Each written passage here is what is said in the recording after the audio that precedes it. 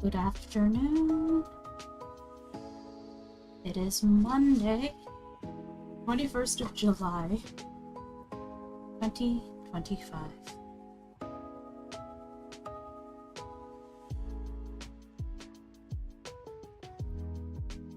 No one's here yet, so we're just going to continue with the flats for this page. In fact, I'm going to try to finish this page, and then the next two pages we're going to try to batch together.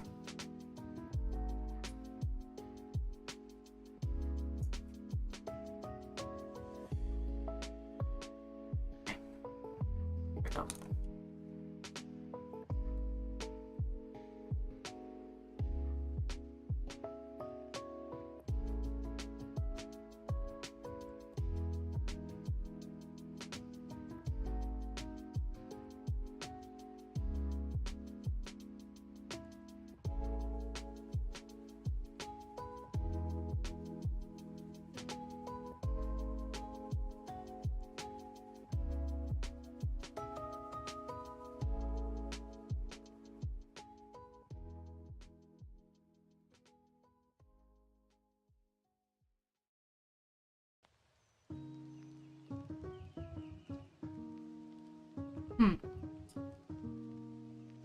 Let's see. How do I want to do this?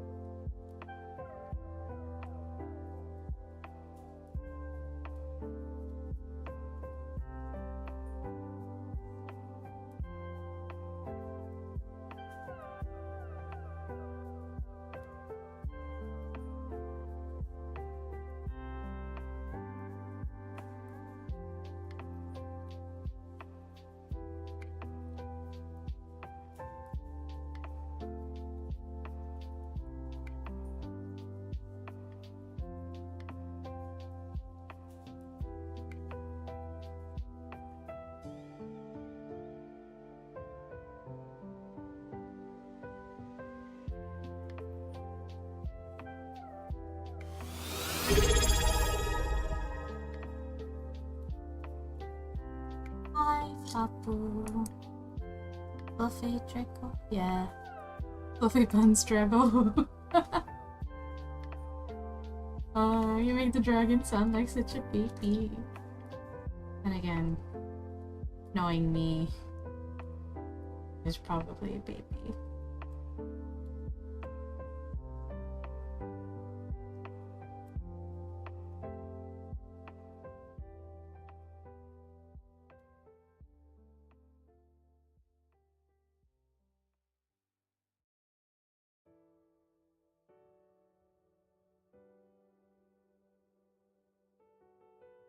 It is a busy day. But at least after stream, it's over.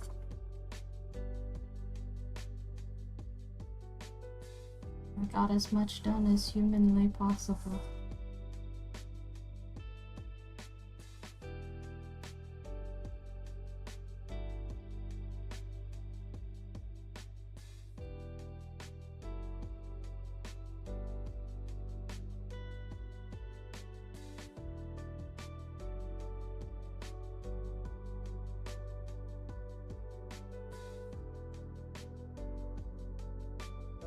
Sera makes everyone baby.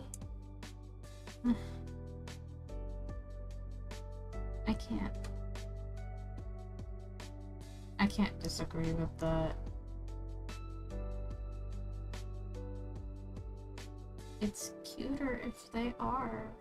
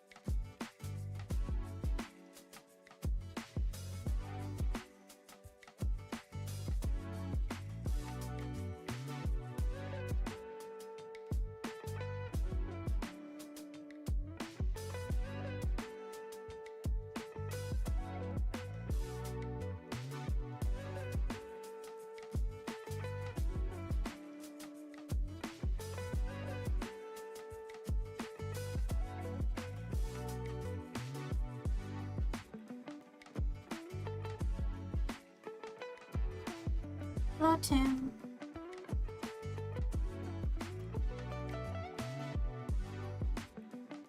What do you mean, magic words?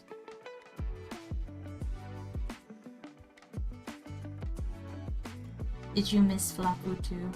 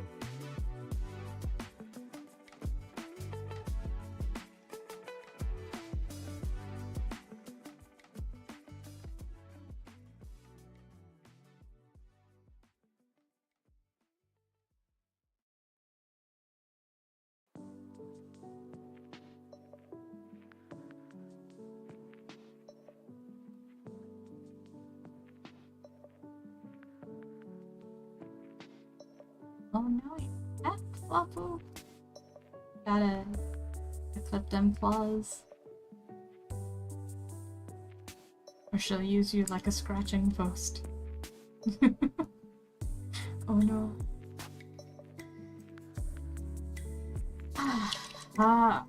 That's her done.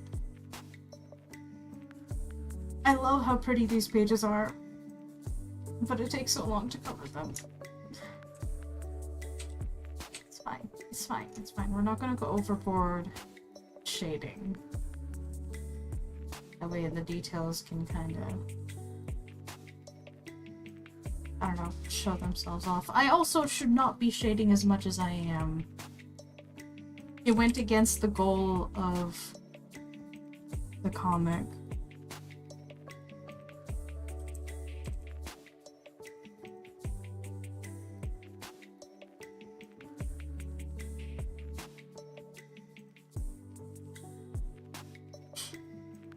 You shouldn't be doing what as you are?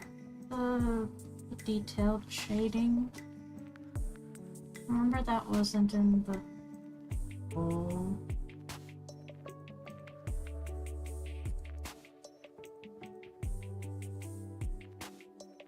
Yeah.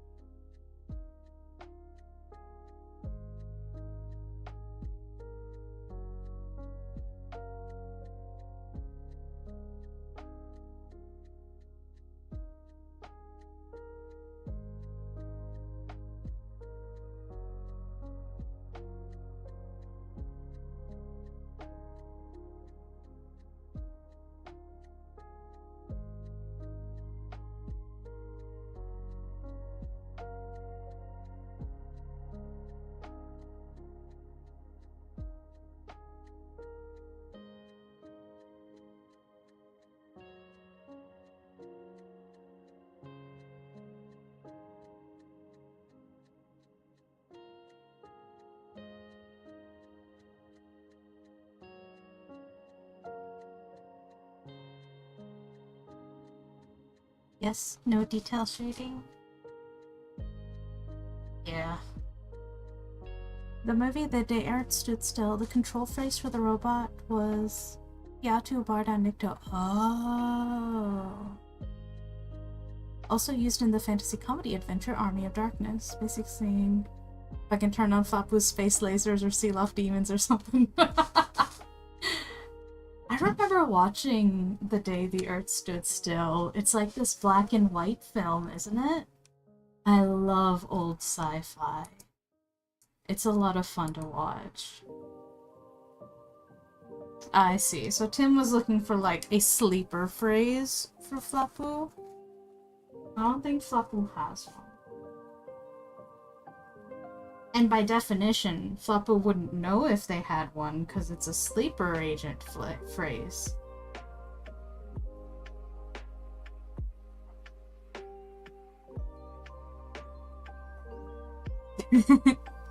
I haven't seen it. It's neat. I think, if I remember right, The Day the Earth Stood Still is a film about like an alien. I might be mixing it up. There might have been like an alien that crash landed, or like a whole bunch of aliens showed up and they like offered Earthlings a whole bunch of stuff, and they invited the Earthlings onto their ships or something, and something turns out humans were on the menu. It's giving, you know, Soylent Green as people vibes. Earth Stood Still is a good sci-fi movie. Reminds me of old Star Trek. leveled Star Trek. My cat is now without sharp claws. Yay! She doesn't like that I did that. I imagine not. But it's important. It's important that Kitty does not claw you up. Good Kitty. You did a good job.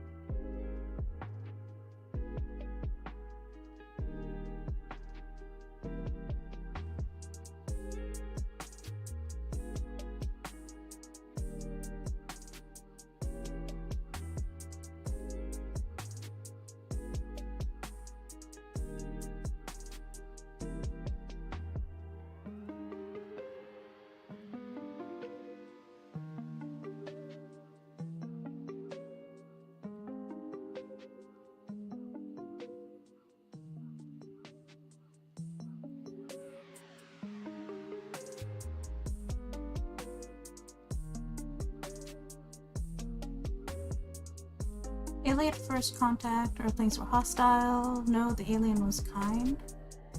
Oh, really? And the Earth stood still? It didn't turn out that they were, like, gonna try to eat people? Alright, I'll be honest. I've watched, like, a fair handful of old sci-fi films, so I wouldn't be surprised if I got it mixed up with something else. We should watch that? The Day the Earth Stood Still? Yeah! I can add it to our list. Our ever-growing list of things to watch. Watch what? Oh, we were talking about an old black and white sci-fi film called The Day the Earth Stood Still. I watched it ages ago, and like I watch movies and stuff with Flapu and another friend.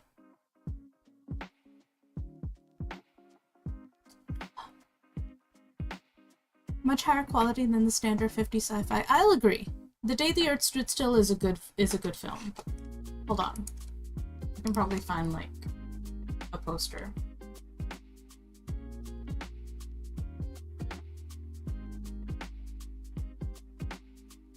So the day the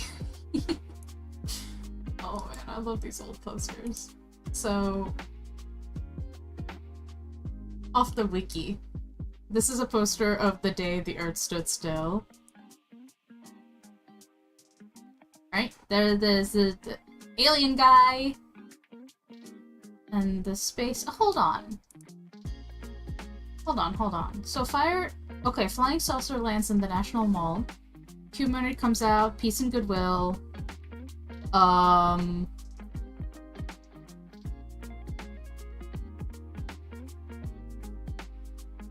Something president. Plot 2. Oh, look, the movie trailer. The Earth Stood Still, 1951. You probably can't hear this. That's fine.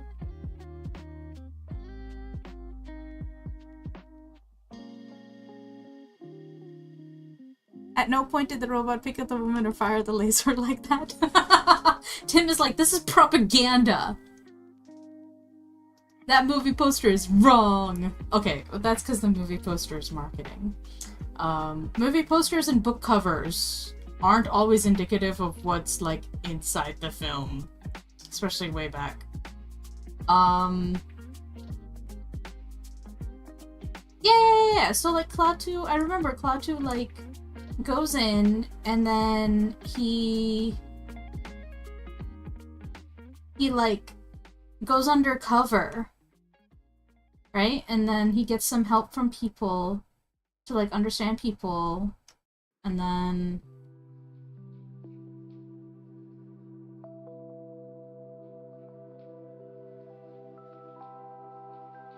I don't know, man.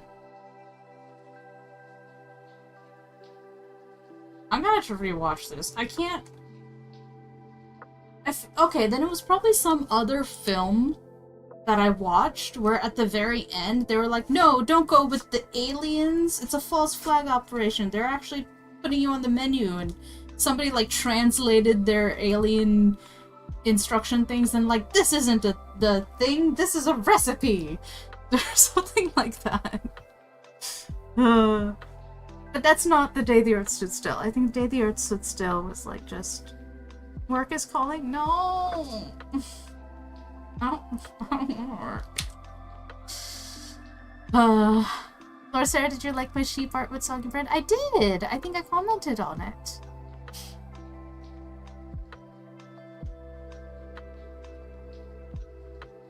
I don't remember the details in the middle. Well, I only skimmed over the thing because apparently work is calling. I would like to hang up on work. I would like to not answer the phone. Can I do that? Is that an option?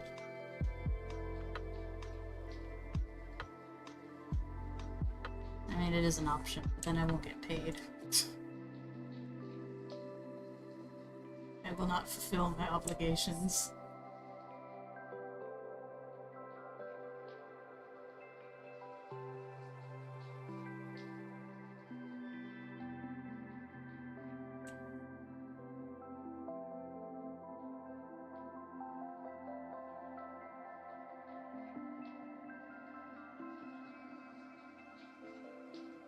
I feel like maybe I should embrace cell shading more.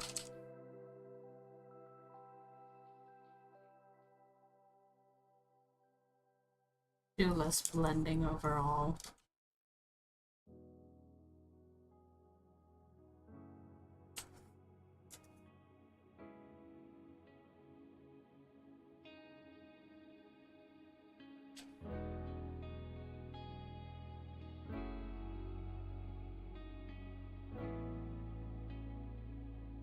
Heck.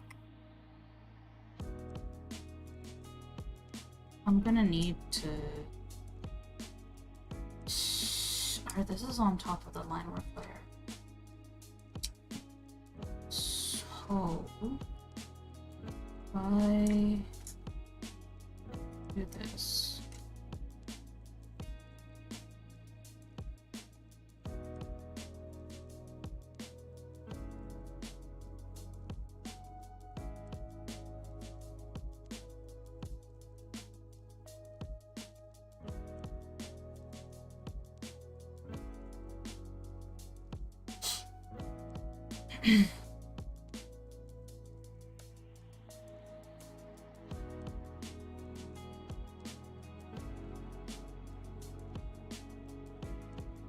Wait, where's that coming from? What? What?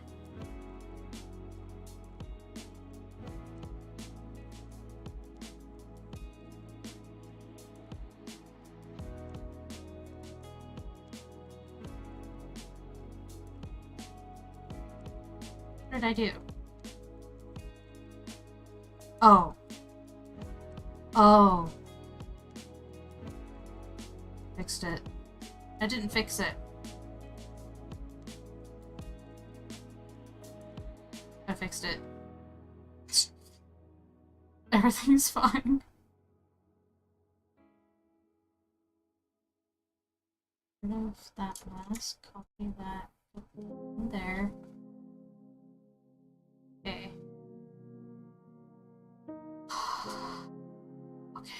Grab this.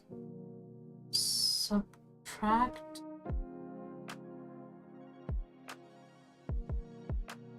Nope.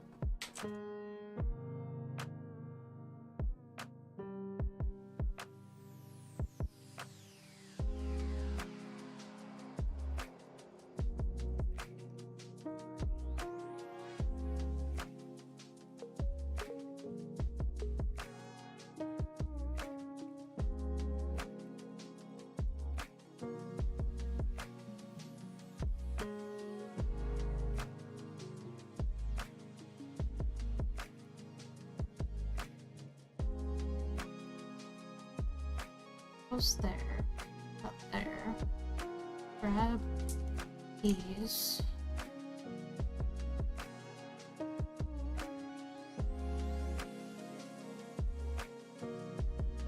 Okay.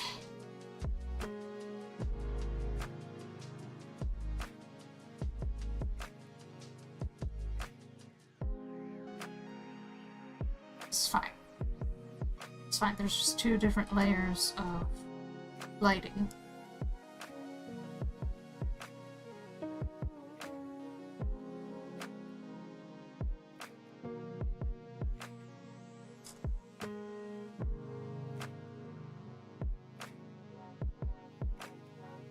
So that I can maintain my line work.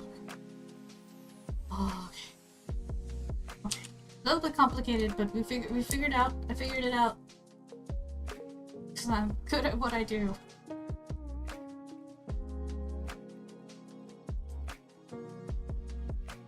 know what?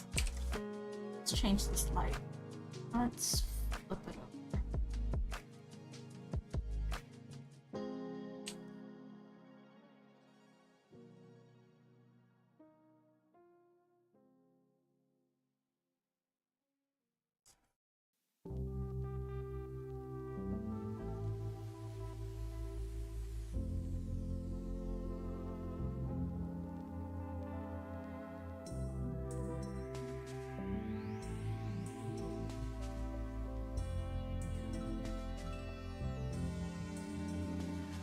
Okay, next time we have a multi-character group.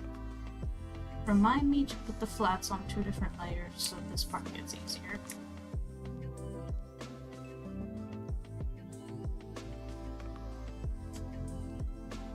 Right. This.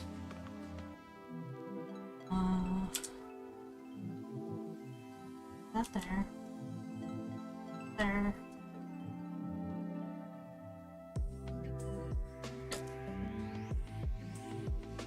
Good enough.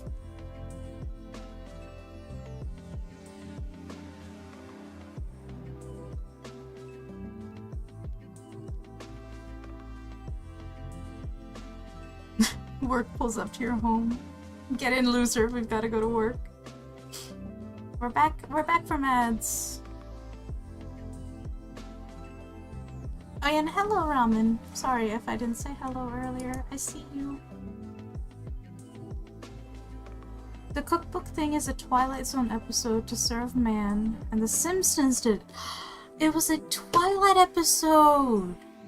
You're right, Tim! It is from the Twilight Zone, isn't it? That's another thing. Iconic. I love Rod Sterling's The Twilight Zone anthologies. So good. So good. Like, even to this day, they stand up as just really good stories. Like, I loved Rod Sterling's whole thing where he was just like, you can make Martians say things that people on Earth can't without, like, causing, like, viewers to get defensive about their own beliefs and stuff. Like, you can point things out in sci-fi that can bypass the like knee-jerk defense mechanism that a lot of that pretty much everyone has about their own, like, you know, closely held beliefs and stuff. But when you engage with the suspension of disbelief and, like, engage with the story and get sucked in, it can, like, surprisingly cut through those, like, long-held beliefs by showing you examples otherwise, or to show you, like, an outsider's perspective of a thing, and it's really cool. I love sci-fi. I do. From, like, the bottom of my heart, I'm just, like, a fan of sci-fi in a storytelling context. Because there's sci-fi, the bells and whistles, you know? But not everything futuristic is a sci-fi story. Because the sci-fi genre often has something to say about, like, society and technology and people's relationship with said technology, and that's why it exists in, like, a near future or far future setting, or an alien setting. It's to make commentary on human beings and society by abstracting it from real life. And that way, it gets away from sort of like the knee-jerk, automatic beliefs we already have made in our lives, because the context is so different. It forces you to engage with the fictional premise. And that's nice. I think that's cool. Storytelling is neat.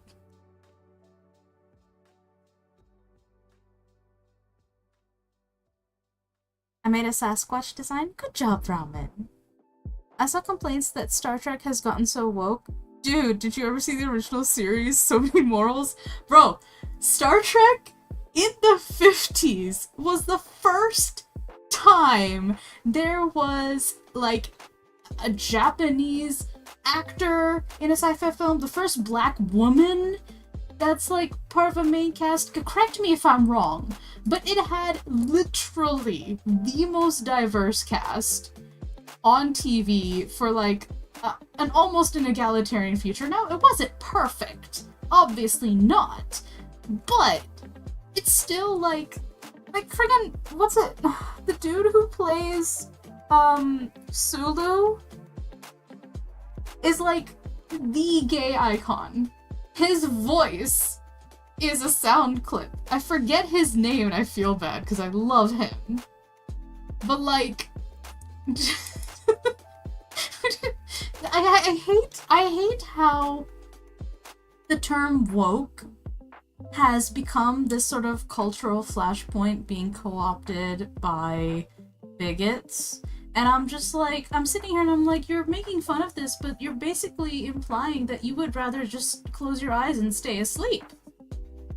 Like, you just want to ignore the world as it's always been. Like, oh no, diverse people have always existed, because humans have not changed since we started civilization 10,000 years ago. Human nature, human humor, human, like, interactions have not changed.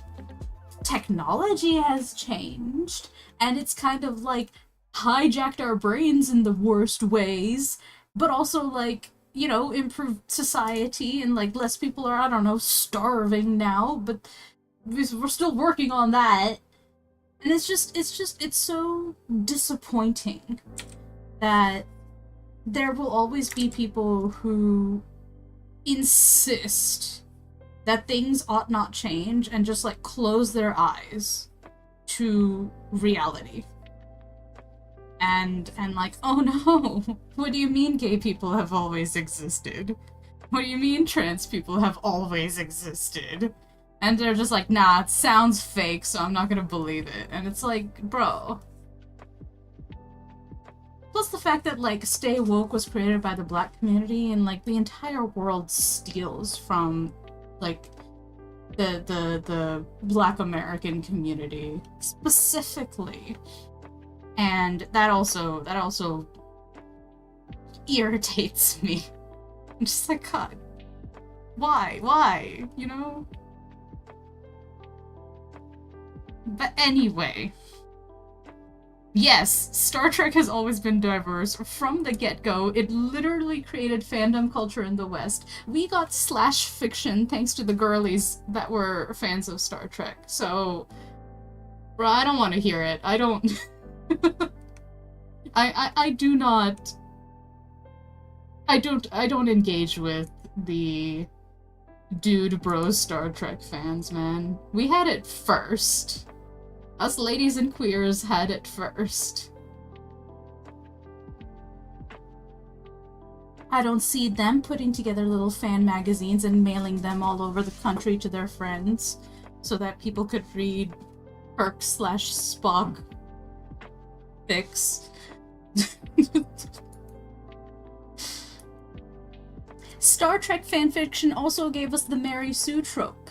Literally. I love Star Trek so much. I will die on this hill. No one's gonna take history away from me. Alright, did I finish the lighting? I did. I don't need that layer. Okay. Okay. Oh, Brahman's gotta go. Bye. Don't be surprised if I don't come back. Okay, that's okay. The problem people are having is that woke doesn't mean what it originally meant. That's true. Even for the people that originally coined it. Yeah, it's gotten so poisoned. Like, the general consensus has shifted the definition so much, and I mean that's what language does, you know? Language shifts. Denotations may not change, but connotations do. And I get that. Language is a living thing. I hate seeing things that were created by a group trying to point out systematic inequalities that then get weaponized by privileged idiots that only want to put people down instead of, like, coming together to raise everybody up. God forbid we do that. It's just disappointing to me. So, like, you know, if people use woke in a derogatory sense, I'd be like, fine, stay asleep. Go ahead, sleepwalk through your life, see how that feels. Be completely unaware of the world. Go ahead, that's your privilege. So nice for you that you don't have to, like, engage with these things. So nice that it does not affect you. Good for you. I do not have that privilege.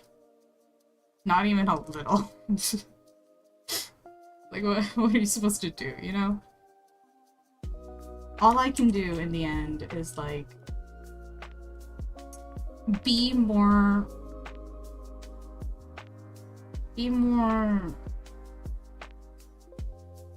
I find the right word. Be more deliberate with my vocabulary, such that I hope to not rely upon buzzwords to get my point across. I feel like the whole point of... It's like, what's the point of being a creative storyteller if I do not have enough mastery of the language to... Why do I keep hitting the wrong thing? I'm just gonna... If I do not have enough of the mastery of the language to express what I mean without triggering the defenses of others. And in counterpoint, very purposely triggering the defenses of others because it's funny. But... yeah, I don't know. I don't know.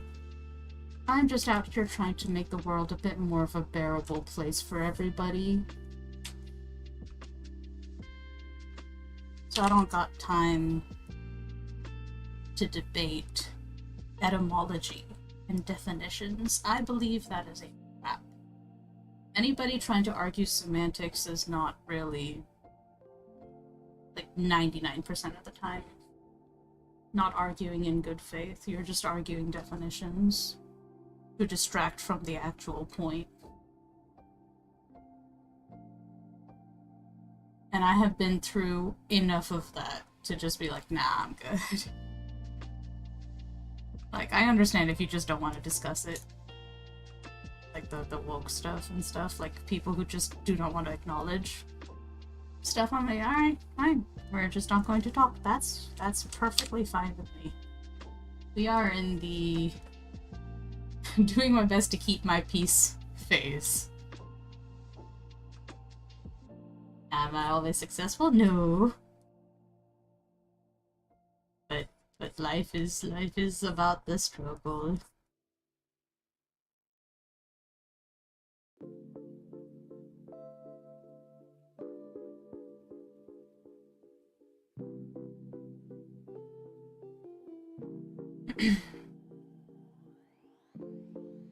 Not me as a forced narrative of something onto others, which is people are angry with the word woke now. I personally feel that nobody's forcing a narrative on you. They just don't like the truth. Like, they'll make up something, and then they'll, like, believe that and force it as the truth. And by they, I mean the ideological right. They will just make stuff up, and then say it's true. And then they'll say, oh, these people are constantly shoving their sexuality in my face. And I'm like, bro, we're just existing. Ain't nobody out here being like, you should be gay, you should be trans, like, do this, do this, do this. And it's like, a majority of us just want to be left alone. And there's a number of, I think the problem is there's so many different minority groups, and even the intersectionality of the minority groups being, like, against each other as well, like, that is, like, an additional layer. Like, ain't nobody out here forcing a thing except for the people who are, like, trying to force, like, in Texas, the 10 Commandments into schools, right? They're the ones trying to force an ideology onto people. Versus, like, trans people just being like, hey, can we exist? Can we exist and unmolested? And they're like, no. So that's my problem. Like, ain't nobody out here forcing others except for those who are in power. Because the people who do not have power do not have the ability to force others when they're busy just trying to, like, survive and feel okay with themselves. Socially, even. Like, the idea that you could be a certain way and your family will literally kick you out because of it is a paralyzing force.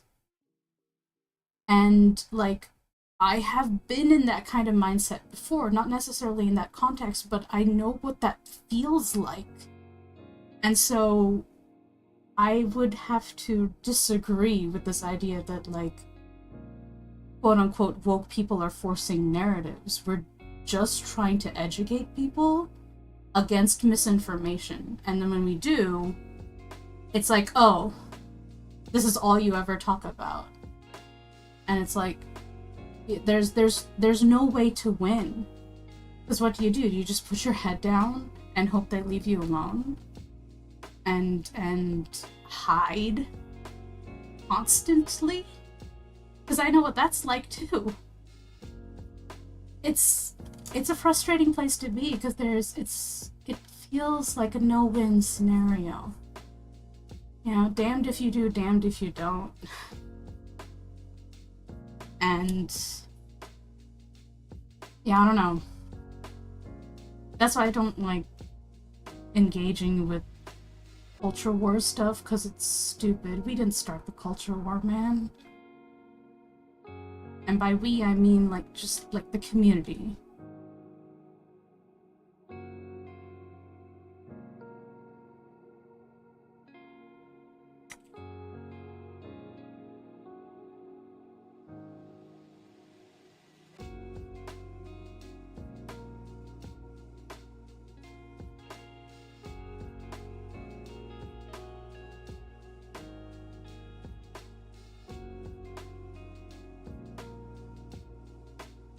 Air was good, I'm back. Hey, Ramen. Sorry for the rant. Sky is having a new season? What's Sky?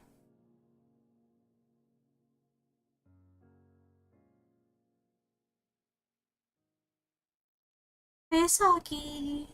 Heyo. We're coloring, and I will endeavor not to rant.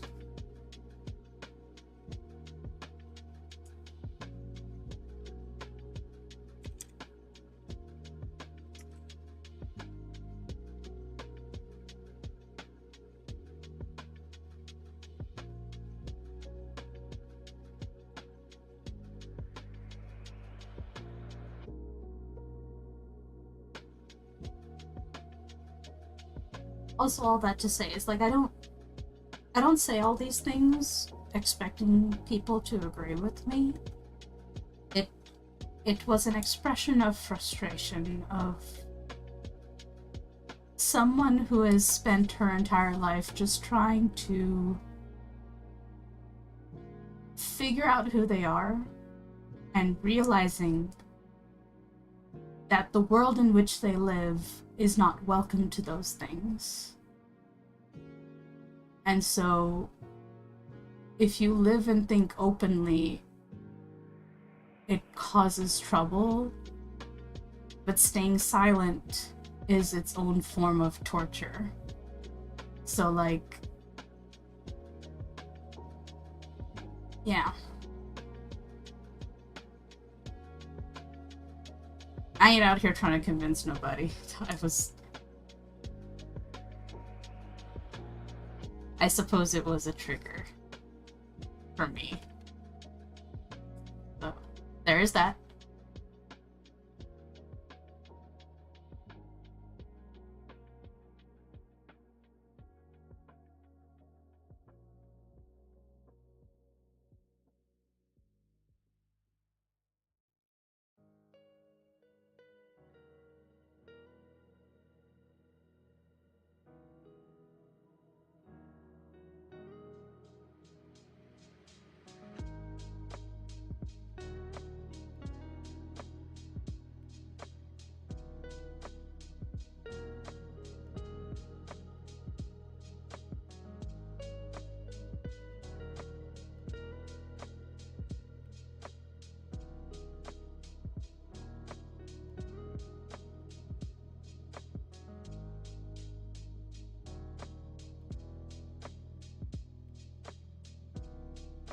Game Sky, Children of Light. Oh, I remember. Kosi Memo.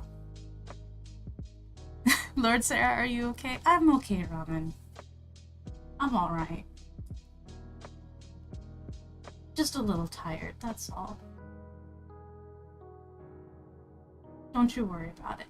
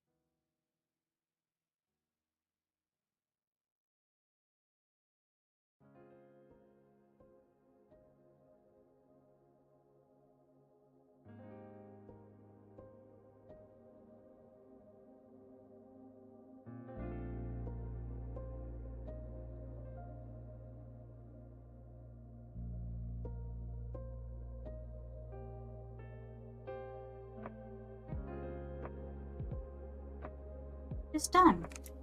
We did it. Great. Let's export a JPEG as soon as it saves.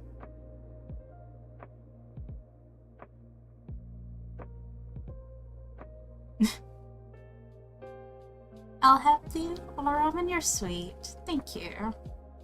You have had a lot of guests over. That is true, Flappo. I've had 3 weeks of people over at the house, so it makes sense that you're tired. Yeah, I am. It's, having family over is... Even when it's peaceful. And it was nice, you know, it was nice. It was nice to, like, see everybody. But there is always that sense of, like, I can't always be fully myself. And as an adult now, like, I get that, I do, but I suppose there's always an invisible drain of energy that comes from that I'm now cognizant of, thanks to, you know, therapy, that somehow being more aware of a thing can take more energy out of you than you realize. Because now you notice it, and now you're just like, well, heck.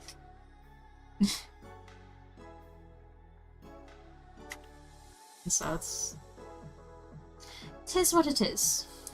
Tis what it is. You can't change anything but yourself, so.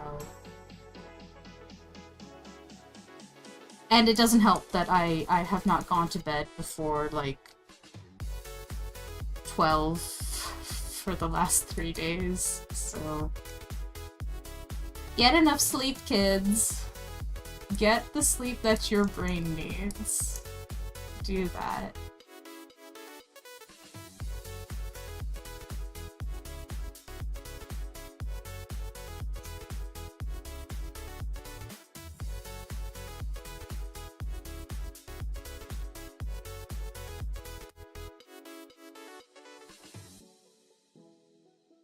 Get our layers organized first, of course.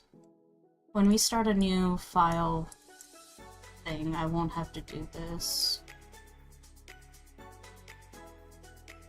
So it might be faster if I make a new template sooner rather than later for partners.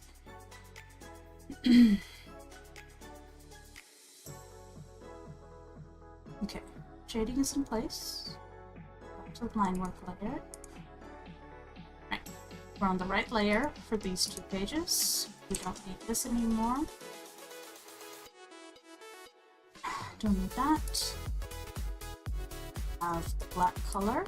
Yep. Don't need that. We have our brush. That.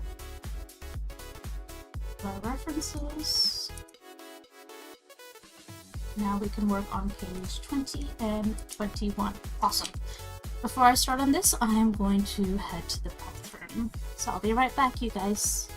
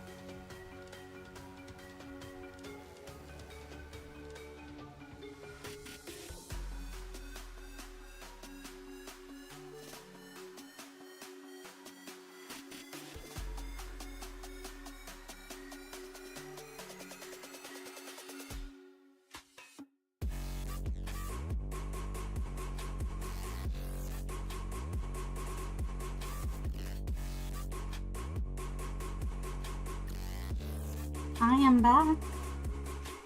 What are you guys talking about?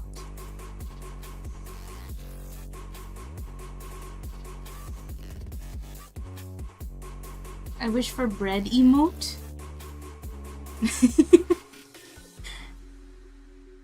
There's something that a friend of mine does, Khan. So Khan also streams, Khan Dismon. She makes comics as well. She's a buddy of mine. She's the whole reason that, like, I got, like, a bit of a stream boost when I first started streaming, because she would send people here.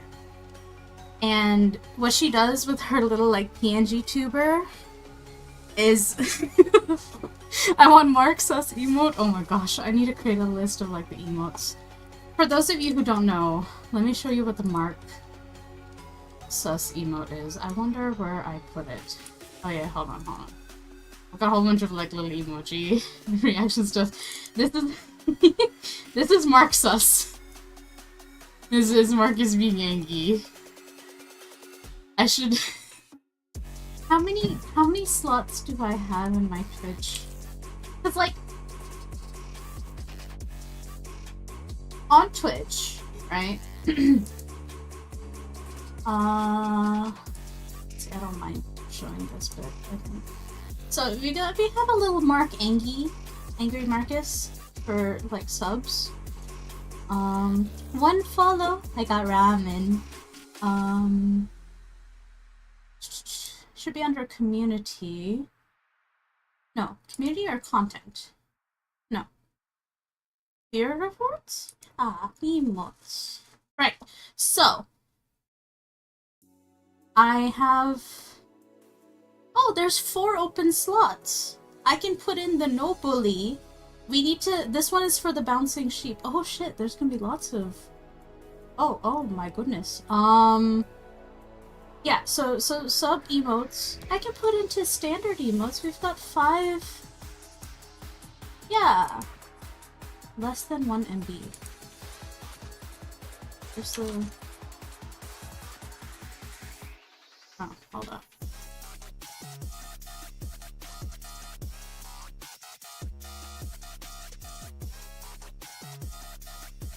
Where is he? Where's my angry boy? Marcus! Marcus, where'd you go? Did I not have him saved as a PNG? I don't save anything as a PNG. Hold on.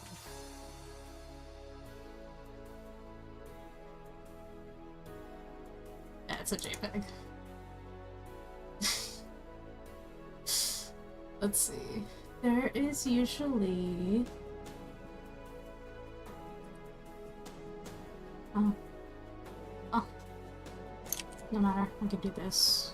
Export. No. Alright, hold on. File. Export. PNG. Arcsus.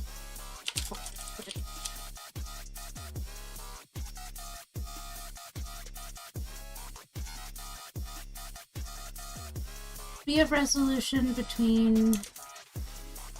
Oh, yeah, sure, okay.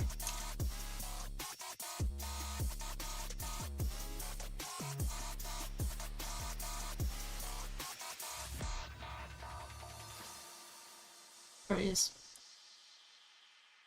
Enter emote name. Mark. Attribution. Me. I made it. There we go. Alright. You're eligible to add emotes without waiting for Twitch to approve them. Yay! Boop. Okay. Everybody test out if you can use Mark Sus. I actually came from Khan's stream also. That's true. The only reason I have Flapu in my life is because of Khan. I owe them a lot. Flapu is best mod. Flapu is awesome. All hail Flapu. And the band Hammer, Sir Bunks a lot.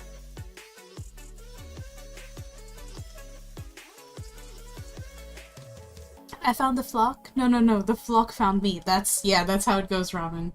The flock found you. God, yeah. The Marcus emoji gets a lot of mileage. Also, okay. I have this other emoji. It's called No Bully. And I have it saved here. I got most of these emojis for, like, me and one of my other buddies. Where's my No Bully? I have a whole bunch of, like, hearts.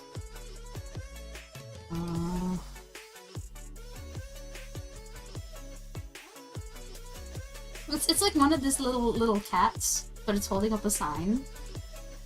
Who's gonna put up the sign? It was Davis, right? Davis with like a no bully.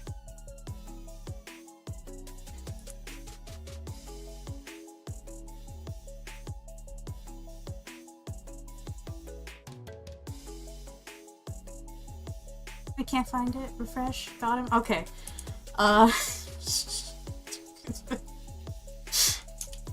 There you go, Fluppu. Everybody can use the Mark Sus icon. And then I need to put the no bully. I'm referencing that. Ignore Discord, Fluppu. Just gonna copy this.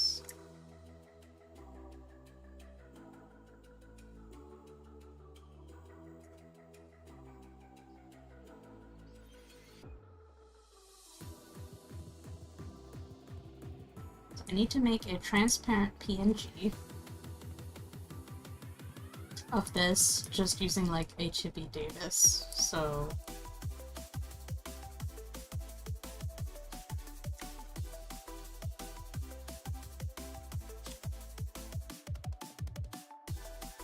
Wrong brush.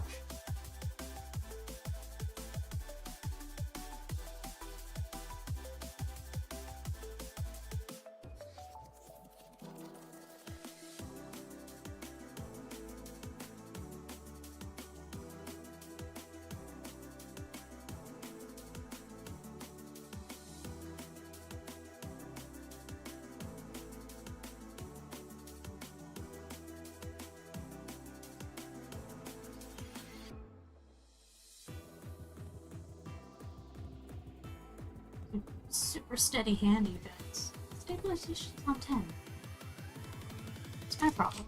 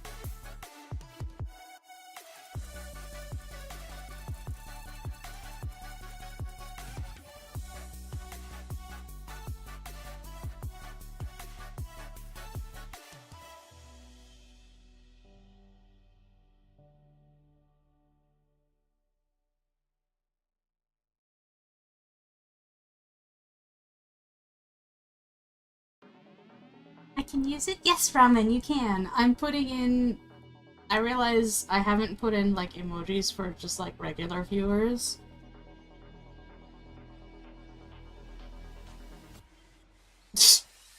Looks so silly. You like the blue? Make it red for the red people you draw? Oh, we're making Davis no bully sign? Yes, Flapu! You said Davis! No, you don't see anything on Discord. Shh, shh, shh, shh. Shh. I'll be using this to bully Sera. What? You're using Mark Sus to bully me? Oh, into doing work. Oh, that's valid. I do allow that. I asked for it, in fact. I feel like in times of emergency, I ask Flapu to bully me so that work gets done. Flapu also successfully bullies me when I need rest, so I tolerate it. What I'm saying is, Flapu is a net positive to the world.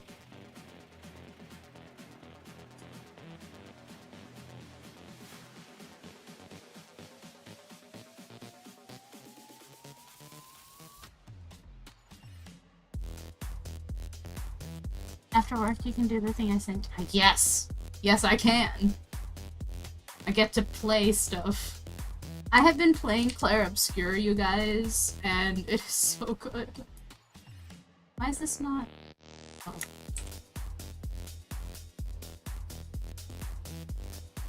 There we go, and then... we're gonna make life easier.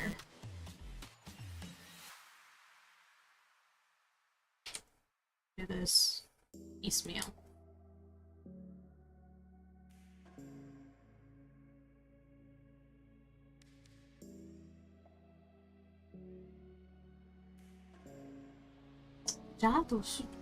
Oh. It's me, that's on me.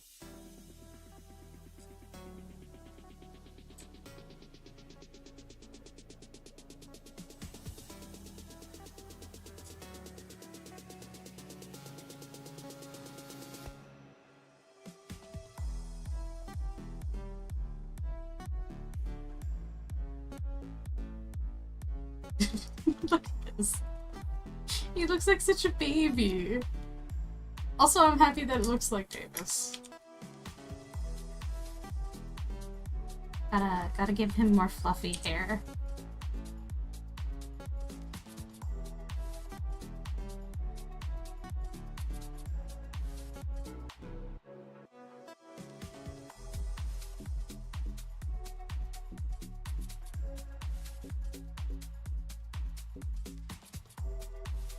Yeah, that's the shape.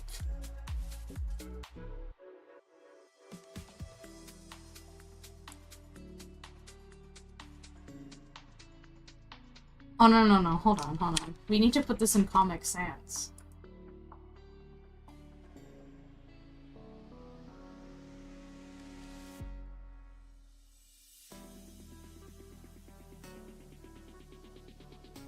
Here we go.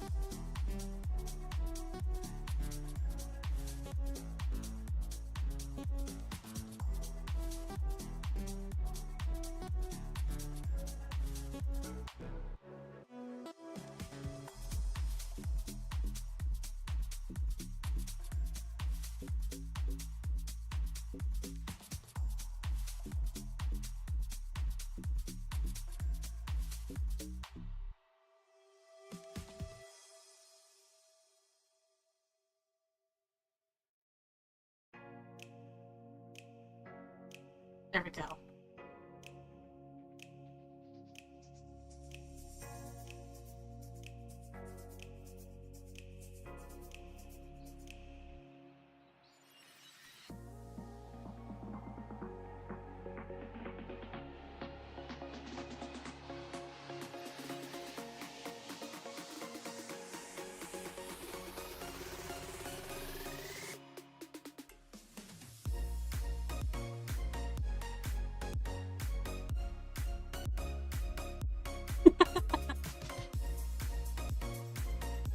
Comic Sans? That'll make people bully Sera.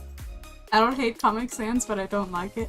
I unironically adore Comic Sans. I think it's the funniest thing in the world that everybody hates it. Comic Sans is so unserious that sometimes when I'm having a lot of trouble writing a draft for my web novel, I will change the font to Comic Sans so that I won't take it seriously. Oh no, wait. No, I want to export. Just do this. And then the name. I don't know if it'll trigger something if I put bully in the name of the emoji. So let's name this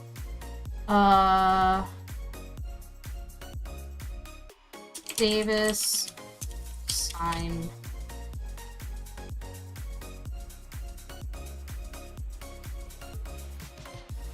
Besides, like, Ariel. I like Ariel a lot. Ariel is nice. Papyrus, I can take or leave it. It's fine. I don't vibe with it. What is, name it No Mean? Oh, I could name it No Mean. That's true. I can name it in Twitch, too. What's wrong with Comic Sans Ramen? Okay, so... Alright. PSA, ramen is very young. So... Comic Sans, as a font, this right here, it was created, like, way back when computers first became, like, a thing, and, like, people started using them in their house. So, Comic Sans, commercially, was used to kind of create light-hearted signs and stuff, but it got so overused in design that people got tired of it. And so now, in the modern day, if you use Comic Sans is like a meme font at this point. Like, if you want to get made fun of, you use Comic Sans as, like, a joke. Because it was so oversaturated and so overused, I think, in, like, the 90s or something. And, like, when the internet was first becoming a thing. That now, just, like, culturally speaking, Comic Sans, Papyrus, is kind of like, it's made fun of by graphic designers. Now me, I'm not a graphic designer. I'm an illustrator. And so, I will use Comic Sans as a joke, such as in the No Bully sign. Because it's a cute font, and the great thing about Comic Sans also is that it's really helpful for people who are dyslexic. Because each letter looks unique. It looks kind of like it's a little bit handwritten, because it's a comic font. It's supposed to be really, like, you know, round and soft, and each letter kind of looks unique, which makes it easier for people who are dyslexic to identify the letters. And so that's just like a little thing. It's a meme. Comic Sans is a meme. Right next to Papyrus. So there's nothing wrong with it, inherently. It's just a joke. It's a joke amongst the millennials. Sera making me old again? Feel old again? Floppo, we are close to the same age. I also like Courier New. I love Courier New. Are you kidding me? Courier New is so much fun. It's like the old typewriting font. I love it. Like I said, again, I unironically love Comic Sans. I caveat that by saying I'm not a designer, so I have no, like, emotional reaction to Comic Sans. I unironically really like it, like, as a font. I think it's cute. Anyway, let's give a little bit of a cute rosy blush. Like, look at this! You cannot bully Davis. Also, you cannot bully him because he's got 3 very strong people behind him.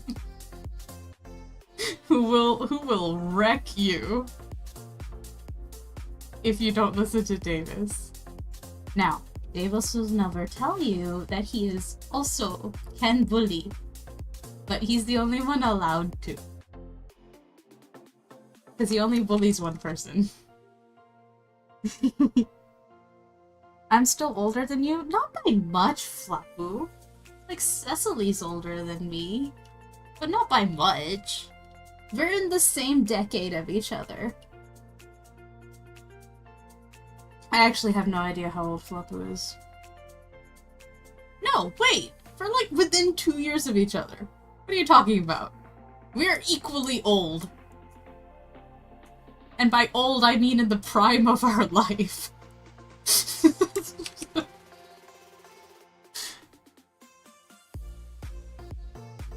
Make the sign look like cardboard? It's gonna be such a small icon that, like, the details will be lost. That's why I usually have a really hard time pulling back on details, for little, like, emotes and stuff, because, again, I'm an illustrator, not a designer. It's really hard. Sera? What? What, Flapu? Was I incorrect? Did I say something wrong? Typewriter typefaces are really readable in trenches. Yes, they did study this in World War I, so bad light and not a lot of time to ponder. Oh, that's neat. I love typewriter fonts. Really, Ramen, do you remember Nixon live on TV? Bro. I don't. That is after my time. You can't trick me, Ramen. You already said how old you are. You a baby. I have to wrap it up. Oh, I have to go back to work. But work is boring. Emojis are so much more fun. Ooh. Ooh, working.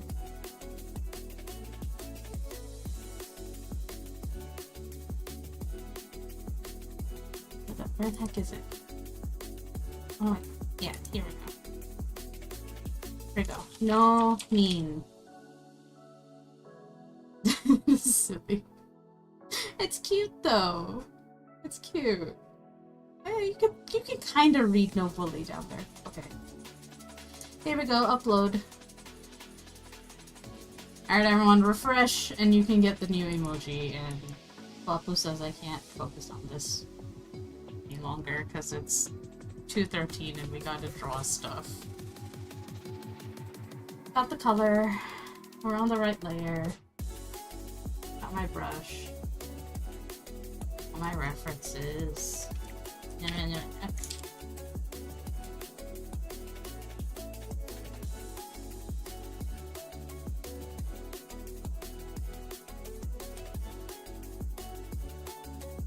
Time to draw.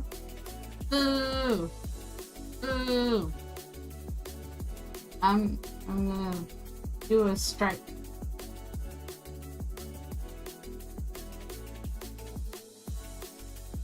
No, I actually do really have to draw. I'm glad you guys like the emoji. It's so small. Well, I suppose it's somewhat clear. Maybe it's just small because I have it on OBS. What? What? What? Ah! What do you mean? I always feel like I'm in trouble when Flapu is like Sera and says nothing else. Like it's like I'm getting in trouble with like the principal. I'm scared. I will take back. No! No! Don't do that! Don't!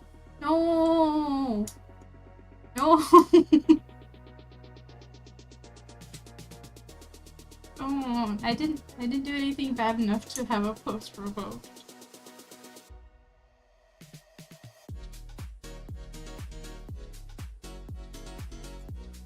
See, you're making Ramen cry.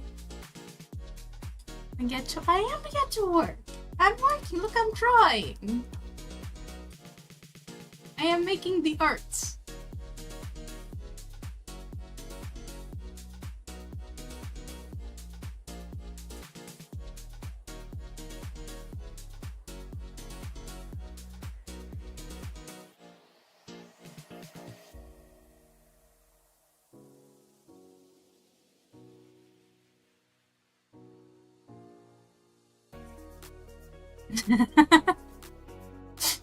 No, Ramen. He's okay. Actually, hold on.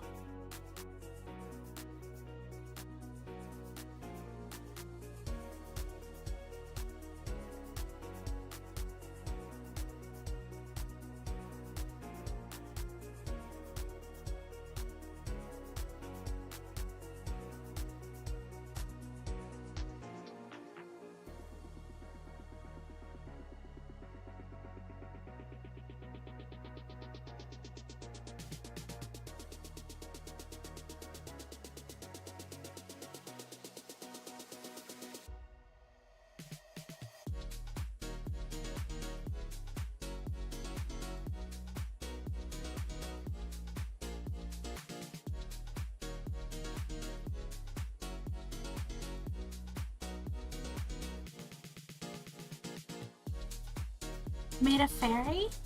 I'm so happy my fairy has horns. Ooh. It's a fancy fairy. Good job, Ramen. And pointy ears? Yes, yes, yes. I do believe those are non-negotiables. I have a fairy character too. His name is Arlo. He's part of another comic that is on hiatus at the moment.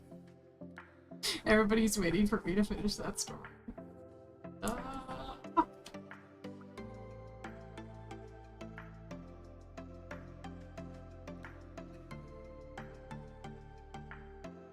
I'd give some sharp teeth, super sharp teeth, all the sharp teeth. IDK what her name is yet, my fairy? That's alright. Names are very important to fairies, after all. You can take your time with that.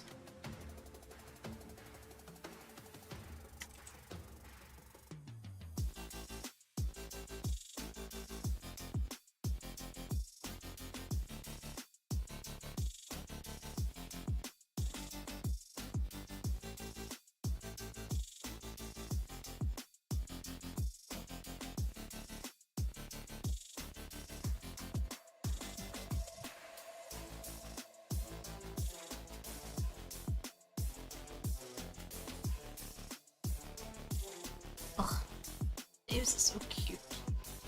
Look at him.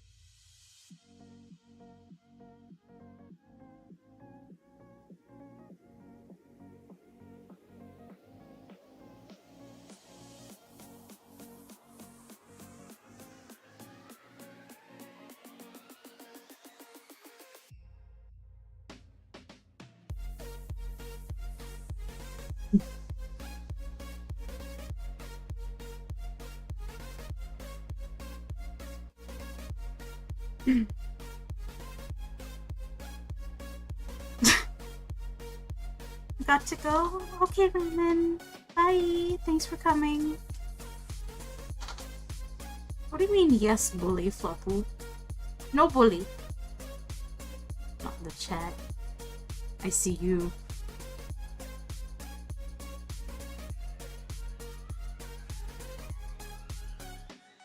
I've minimized Discord. No bully. And bye, Robin. I see you, Tim. Davis is probably sad that Marcus is not tracking. I mean...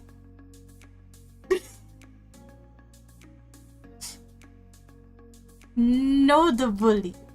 Everybody can see. Plain and simple. Look at Flapper bullying. That's why we have a no mean emote. No bully. Thank you, Soggy.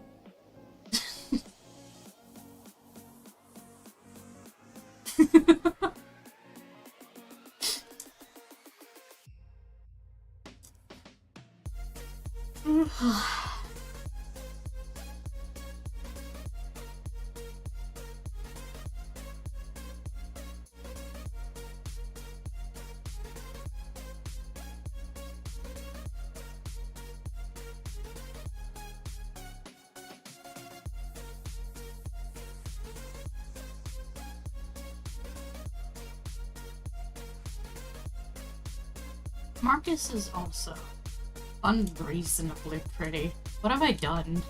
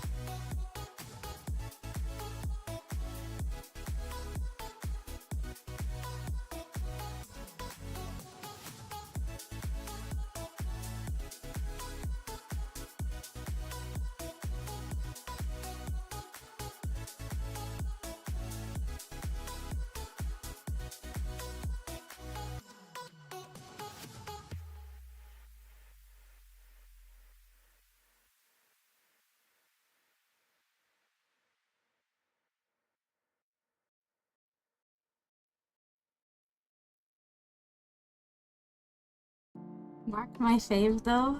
Bro, same Soggy. I love drawing Marcus the most. And I suppose that's why I made him my protagonist for Bones Hero, you know? I think Marcus is my favorite kind of character. You have opened yourself to bully with Marcus's face? Yeah, but I also made a no bully Davis emoji, so mind, I put both these emojis in at your request. I trusted you.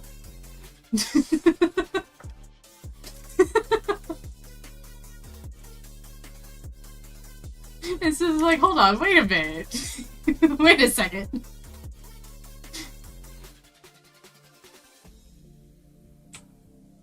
I asked for this.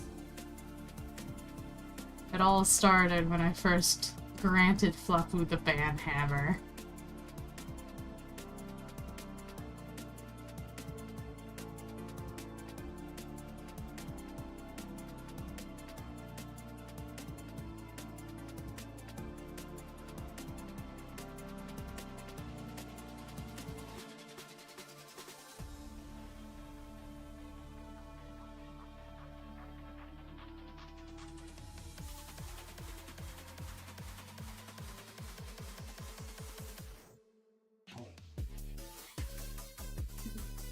Flapu's my fave bully. I will defend them.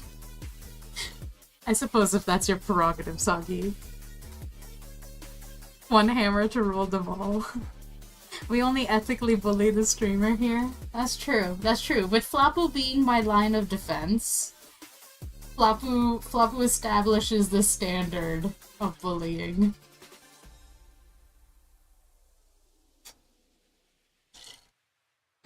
Excuse me.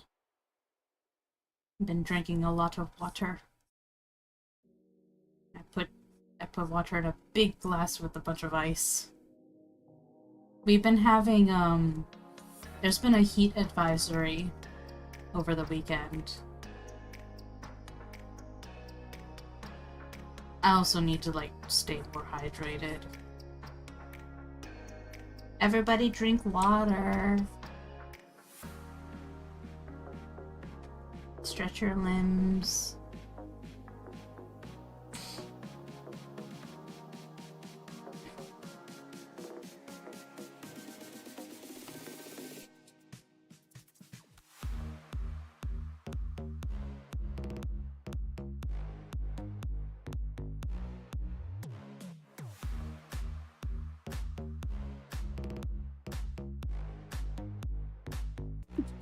Grass-fed bullying only. I shall eat chicken? Yes, Flapu. Eat food. Yes, everyone drink fodder. Drink fodder. Drink water. Eat good food. Keep yourself nutritionally... can't think of a word. Eat properly. No, don't be hungry. And keep hydrated. Water fuels everything else. Helps keep all the systems. Gotta be topped off with water.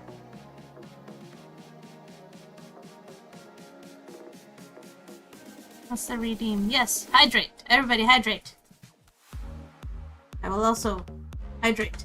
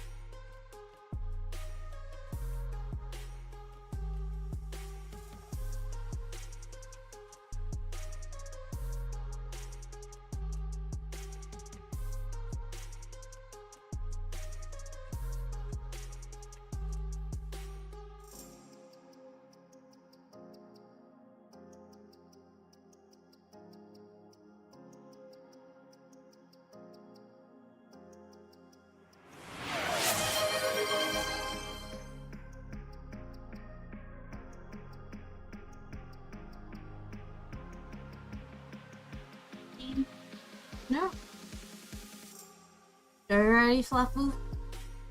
Alright, here it comes. Here it is. Boop! That's for you. And I have to be right back.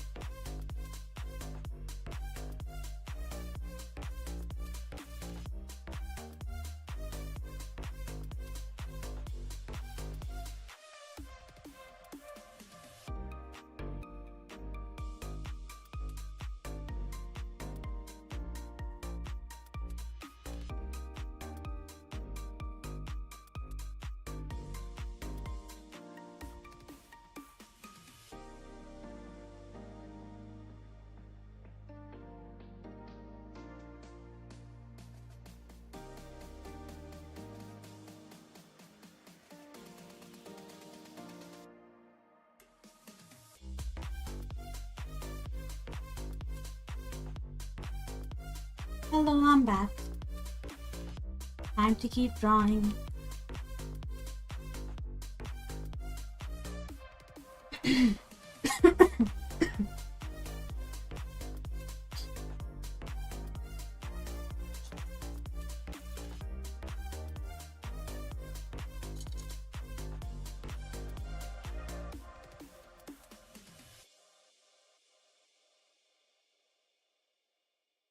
We got a good solid hour to keep drawing, so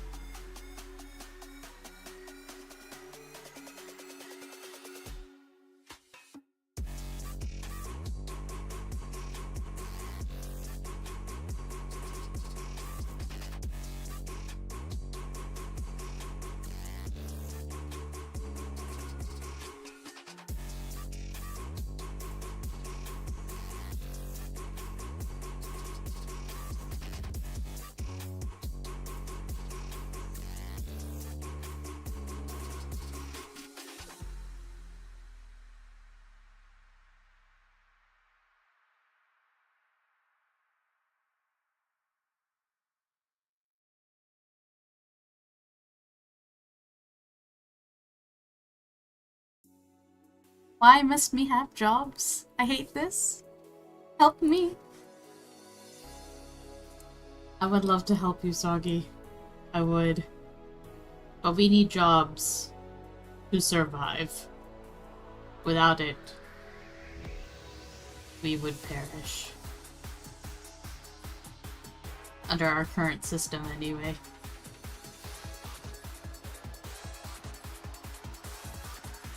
I tried to help, but I too, as you see, must work.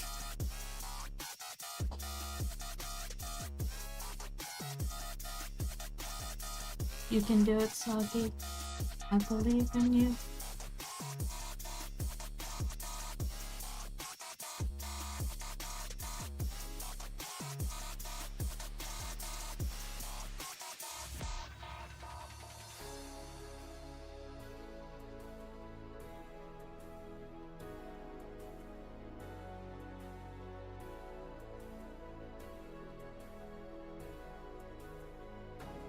Oops.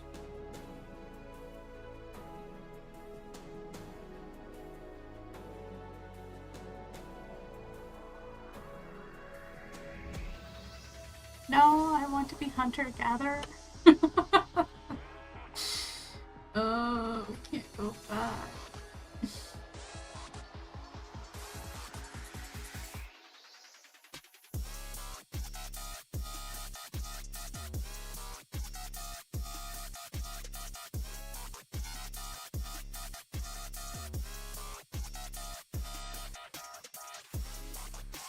I'll trade you sticks for food.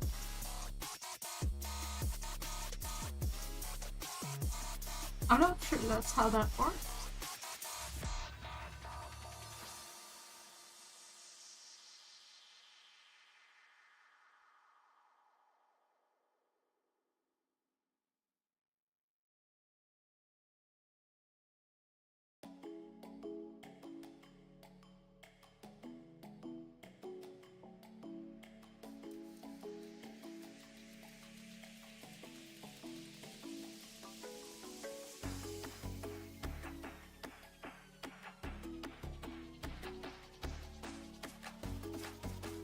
I like these panels.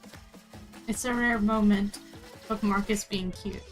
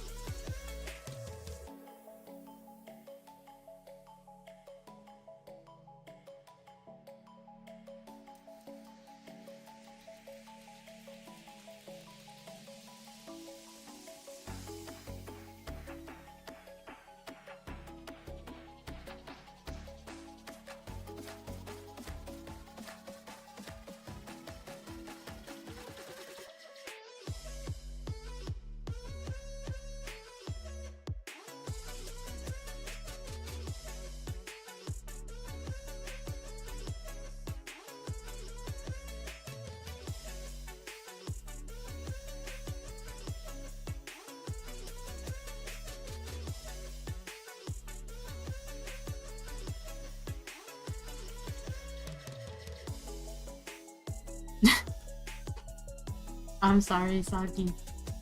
I'm not in the market for sticks. But I'd be happy to give you food anyway. I want marshmallow. Marshmallows. This says unlocked s'mores desire.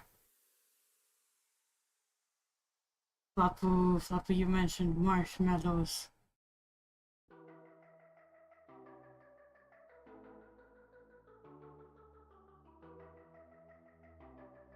I mean, theoretically, I could just, like, go to the store after work and get marshmallows.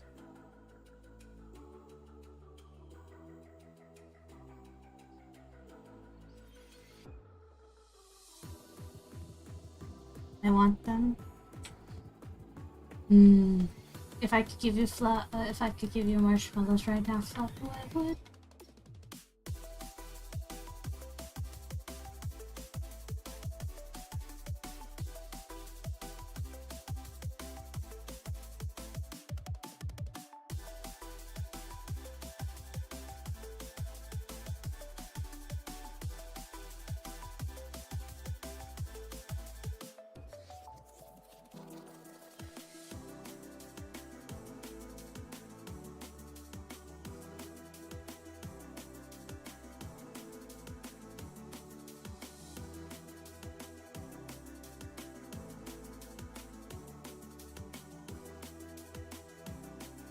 They're in my car. It's too hot to go get them. Oh no! Floppo. Floppo, your marshmallows would be melted by now. Like, they're no longer marshmallows, they're just a puddle of sugar and gelatin.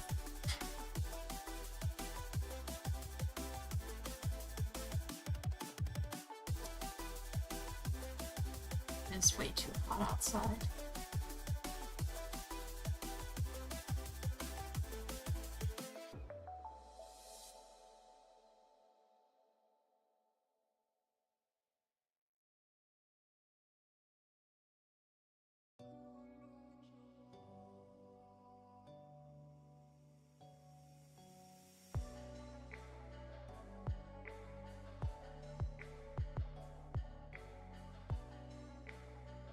They're the chalk marshmallows? They're fine?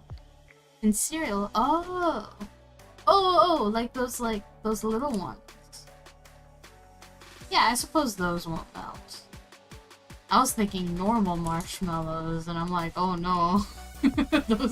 those would be a puddle. Like, they would cook in this heat.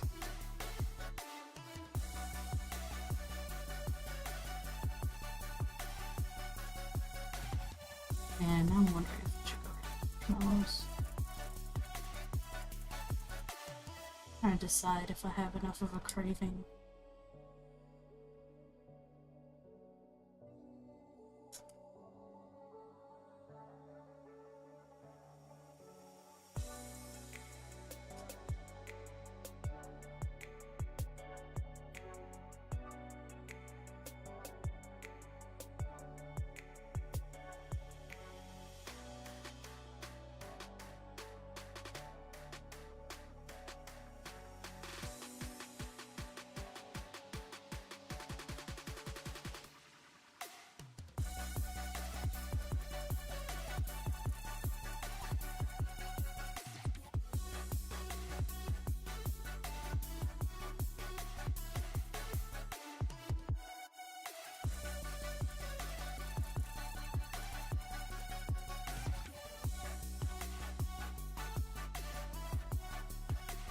Make s'mores dip? What is s'mores dip? What is this? Not s'mores dip.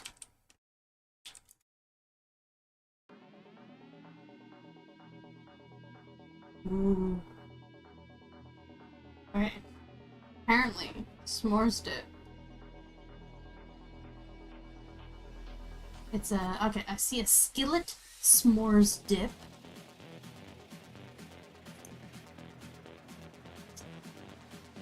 Semi-sweet chocolate chips, white chocolate chips, mini marshmallows, grahams.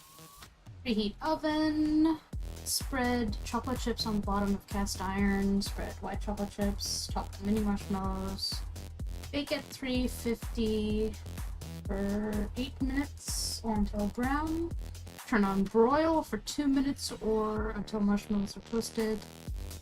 Remove from oven, serve hot with graham crackers.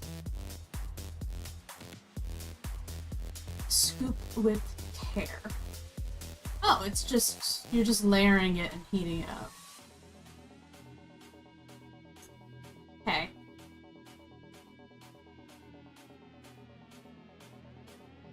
I would need to cook it in something smaller, otherwise I'll just have a skillet full of dip. That would be way too much. I need to cook like a small thing.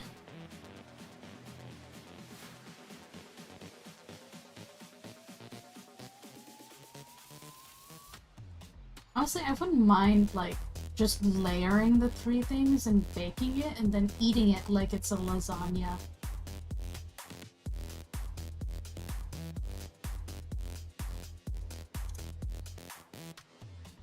Just baked s'mores.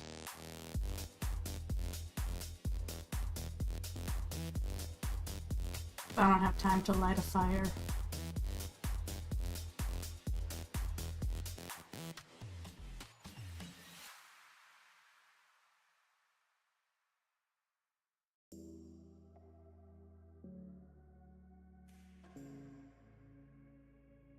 Okay, so you can like toast on broil for like a few minutes.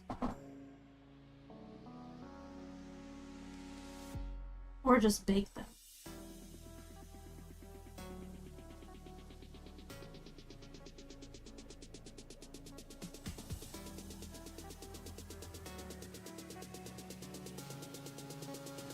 I remember one time I got a whole bunch of like chocolate and graham crackers and marshmallows, and I was having s'mores as dessert for like a couple of weeks. And then I haven't bought it since. Because I kind of overloaded on all of the like marshmallows and chocolate. But it's been long enough that I think I would enjoy it. I kind of overdid it with desserts that time.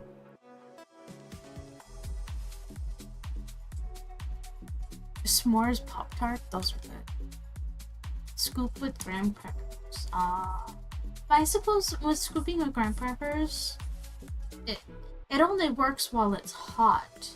But the moment it cools down and like everything kind of like hardens, then I'm like, oh no, if I don't eat it fast enough, then it'll be hard.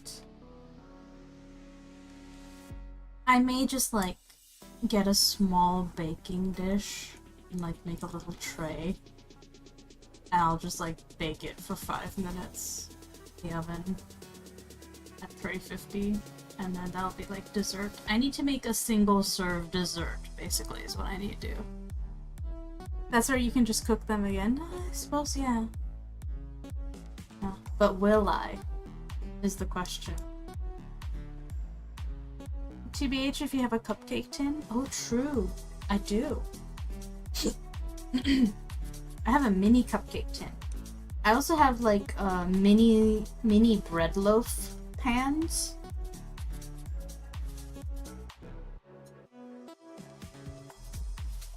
I bet I can make a single serve dessert in like one of the mini bread loaf tins. That seems like a good dessert amount. That isn't too much.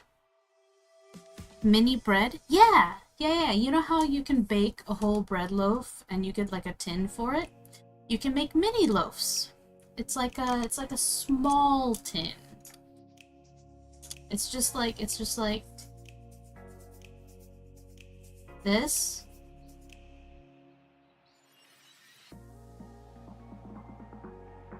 And small. That's what it looks like.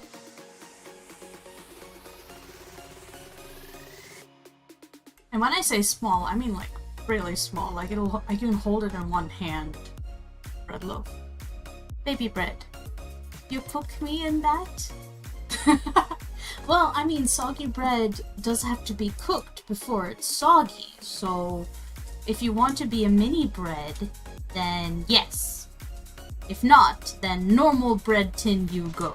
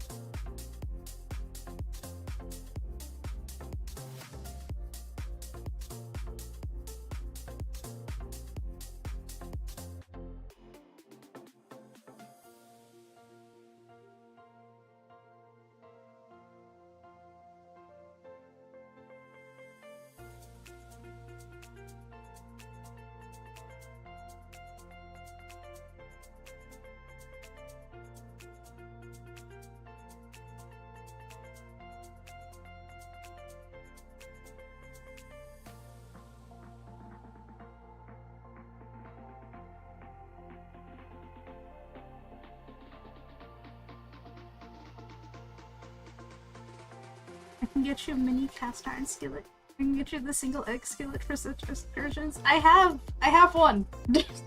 Buckle, I've got one. I've got one of those like, it's a cute little like 3-inch, 4 or 5-inch mini skillets, and it's, the only thing is it's really shallow, so it's like good for exactly one egg.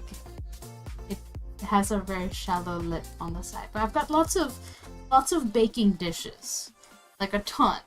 I can just take some tin foil, make a little circle, and like inside of a thing, I can use tin foil to make like a single serve marshmallow dessert type dealy. You make a little s'mores pie. Then you can make the s'mores dip in that. Yeah, no, I know. I just have to like not feel lazy. I'm trying to test how much I actually want it. Cause I'd have to like really, really want it to go out of the way to like go and get the ingredients and then cook it, and knowing me, it's gonna become my dinner. I had a really big hearty lunch. Like I had a lot of good protein and rice. So like it would be fine, but anyway, look at how cute Marcus is. He doesn't know how to take compliments. Just like me.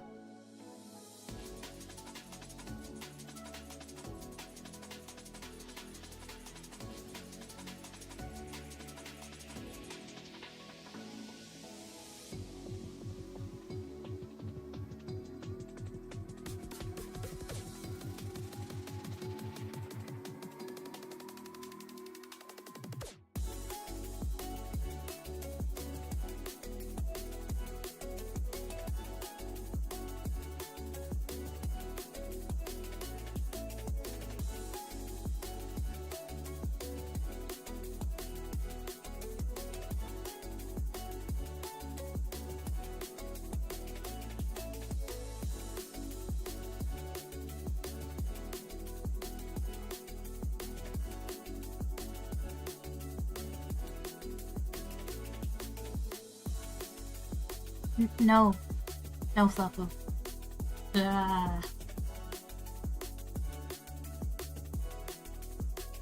Shouldn't have said anything.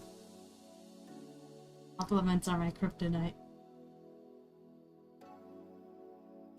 They're the water to the Wicked Witch of the West. I'm melting.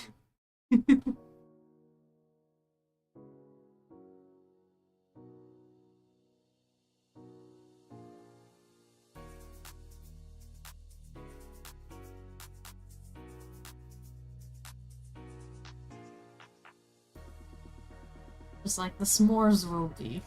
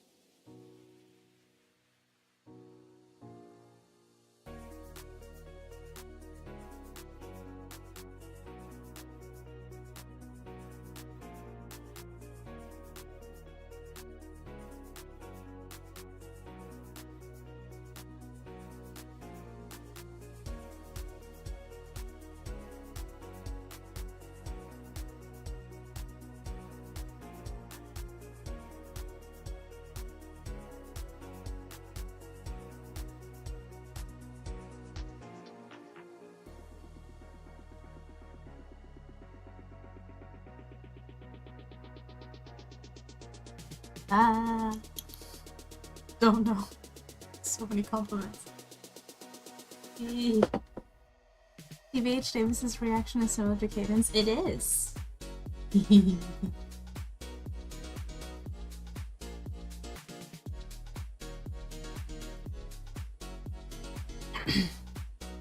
I have no doubt that Cadence existence is going to influence Running Fish in some way. I know I'm gonna be tempted.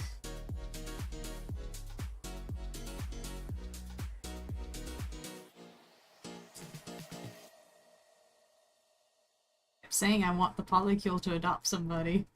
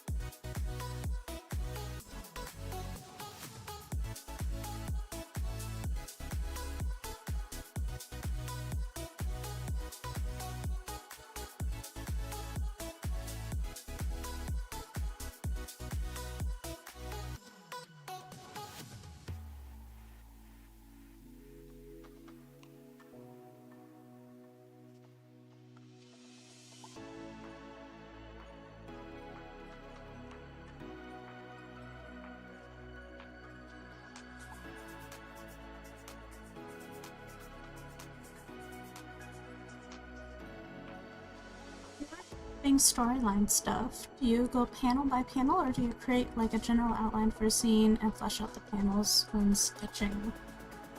So, sort of both.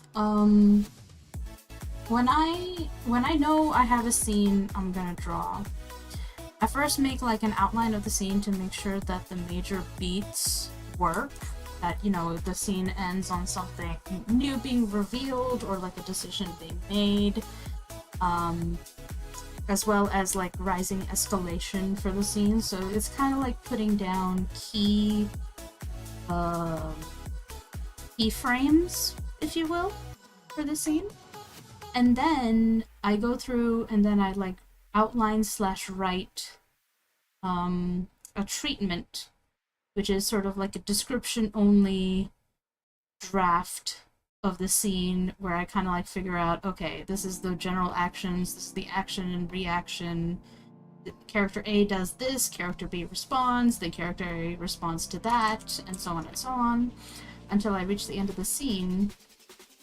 And then from those beats, from that treatment, I start doing the storyboards, where, or sometimes like I'll write it out panel by panel.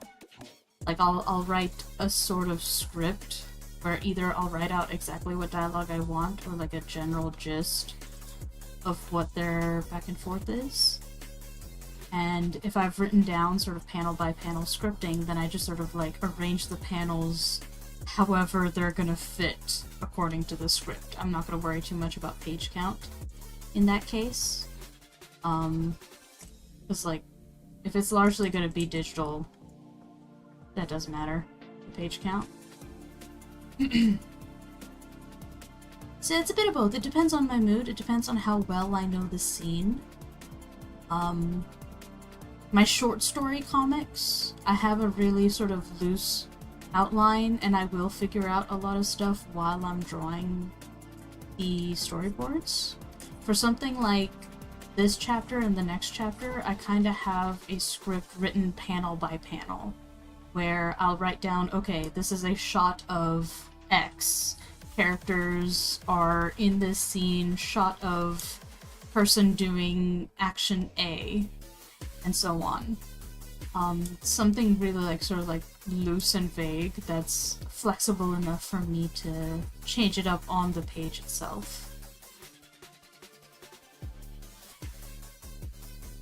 But yeah. It's whatever helps me visualize most clearly what's going on in the scene. Sometimes it's clear, sometimes it's like, so-and-so has to be doing this, and then when I do the storyboards, I figure out exactly how to show how they're doing whatever they're doing.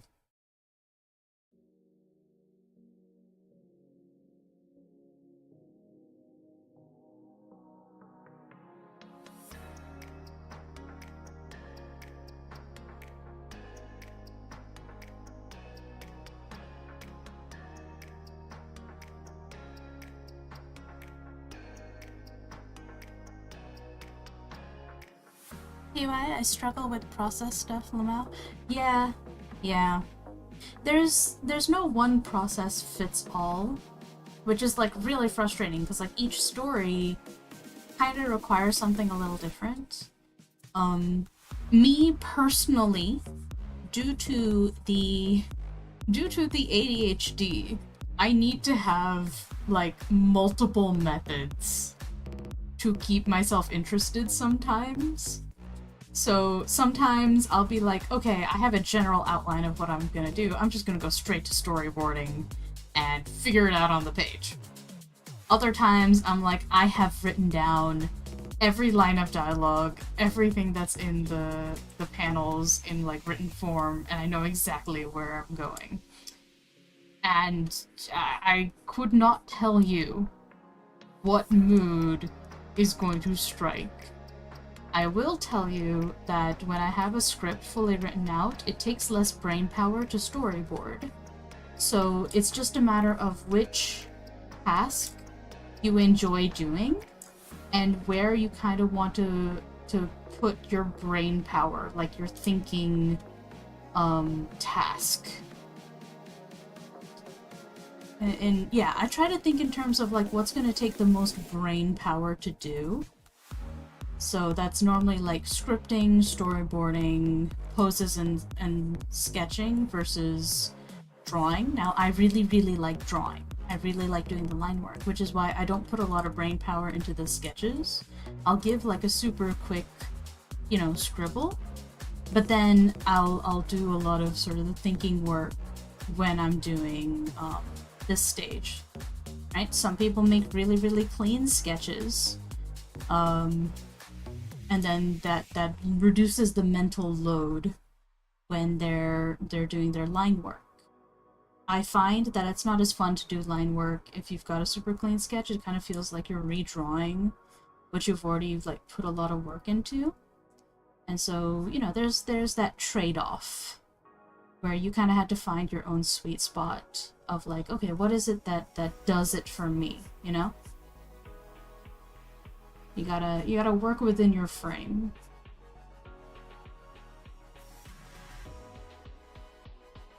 Fair. Yeah. Yeah, everyone's different.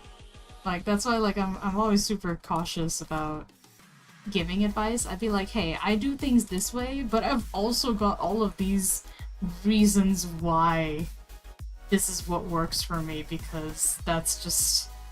These are the things I have to, like, compensate for. I can imagine somebody without ADHD who has like the same process that they use to like create their stories, and they always do like the same steps over and over again, and they don't get bored of it, and they don't feel like unmotivated to do it. And I'm like, that is wild, bro. I don't know how you could do that. I get bored so easily. That so much so that I need multiple ways to write my story, otherwise I'm not gonna actually get anything done, despite how much I want to do it. And so it's kind of like, you gotta acknowledge what your own little brain chemistry is, and what you enjoy making, and like, how you enjoy making it. Some people love coloring, so they may do like super loose line work, and then they'll focus all of their effort on colors. Me? I'm not big into coloring. Anything that I can use to speed it up and spend as little time as possible on it, then more power to it. That's why I color the way I do, and that's why I like hand drawing as much as I do.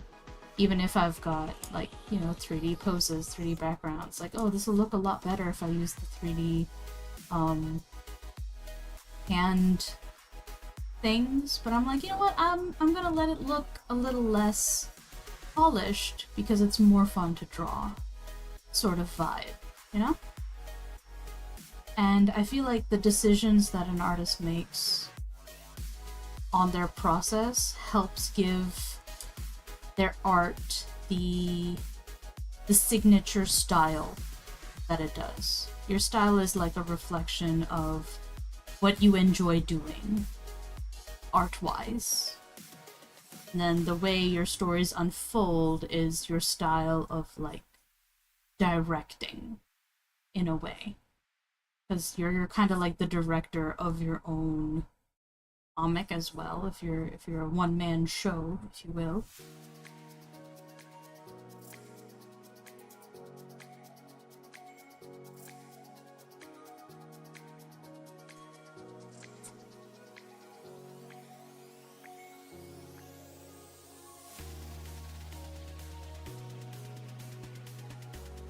You make it look so easy. My sketches are goofy. I mean, look at this. What is that? Right? It's like... And like this. Now, that said, I have been uploading comics for like 10 years now. I have drawn virtually every day since I was like 10, and I am 32 now. Drawing is one of like my hyperfixations. I make it look easy because I've done it a billion times. I have made hundreds and hundreds of finished art panels. I've worked in teams. I've worked alone. I've collected all these experiences, a diversity of experiences. That then make it look easy. But I know that it is difficult to do if, like, you haven't had the time or the practice or like the training, you know? It's like a perfect storm of things. Creative fields are really hard to quantify. Like, you see good art when you see it, sometimes, you know? But, like, when you get to see somebody working at their craft and then, like, make it look insanely easy, you're just like, oh man, I could never do that. Like, I watch, like, you know those, like, videos of people who are just, like, experts at whatever that they do, and they've, like, done it forever, whether it's a musician or, like, somebody who's building something, like, that also blows my mind, right? Skilled craft, becoming a craftsman, as much as an artist, is like a whole different thing. I think being an artist involves some level of self-expression, some level of like the courage needed to give your opinion on a thing in some form. And then there's craftsmanship, where someone can be very technically crafted, but if they've got nothing to say, then it kind of falls flat in terms of emotions, even if it's like absolutely gorgeous what you're seeing. So it's important to differentiate between craft and art. Storytelling is kind of like that junction between craft and art that is even harder to describe, I'd say. Like, how do you tell your story in the most effective way possible? And that's the billion-dollar question, you know? What medium should you be writing this in? And it's like, well, you make it in the medium that you find most enjoyable to work in, the craft that you're willing to master. For me, it's comics, and lately prose. So, yeah. I don't got that vision. That's okay. That's why, like I said, like, you know, not all artists are storytellers, but all artists kind of have something that they're trying to say, you know, some sort of opinion that they have on the human condition that comes out in their art. And the more aware of your own opinions and your own self you are, the better your art will be. Inversely, it also makes you, like, self-conscious, you know? That you start seeing these things in your art and you're like, oh man, what if other people see that? And I'm here to say that people will see it no matter what you do. Either you can be cognizant about it or you're not. But it will come out. My sketches are non-existent. Flapu, you are an artist. You write good stories. You make cool characters. Your craft is words and music. I would consider you a craftsman for singing. Wouldn't you say? I'm pretty sure that counts as an art. I just do the thing and don't think about it. That's valid. After a certain point, I don't think about the sketches I make. I'm just like, oh, I want to have this angle and this pose, and I don't know, I'll figure it out when I get to the drawing phase. But I can do that only because I've, like, done it a billion times. You know, I've practiced it a billion times. I've looked up references. I've friggin' gone to college. I've studied animation. All that fun stuff. And I really, really like what I do. Like, people can people can pry drawing out of my cold, dead hands. Is my vibe for this thing. Like, I ain't giving this up for anybody.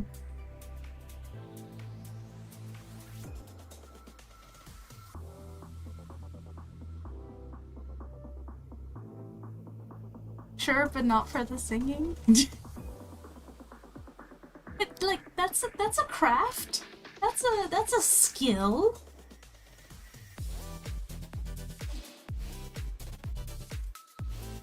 The appreciation of music, the knowledge of it, the expertise. And knowing about a thing and recognizing it is also an expertise. That's why you have art critics and art historians. You don't have to be a craftsman in art to be like an expert in it. Right? Like, you could draw stick figures but still be able to direct and compose a scene. Right? What do you think film directors do? They have storyboard artists for sure, but in the end it's the director who kind of like visualizes the scene with the team to tell the story that they're trying to tell. There's so many lovely facets to creating art that truly I think anybody can find a way to express themselves creatively. So long as, like, you know, they don't feel like they're pigeonholed into, like, this is the only way you can do it. The whole point of being creative is to find your way of doing it.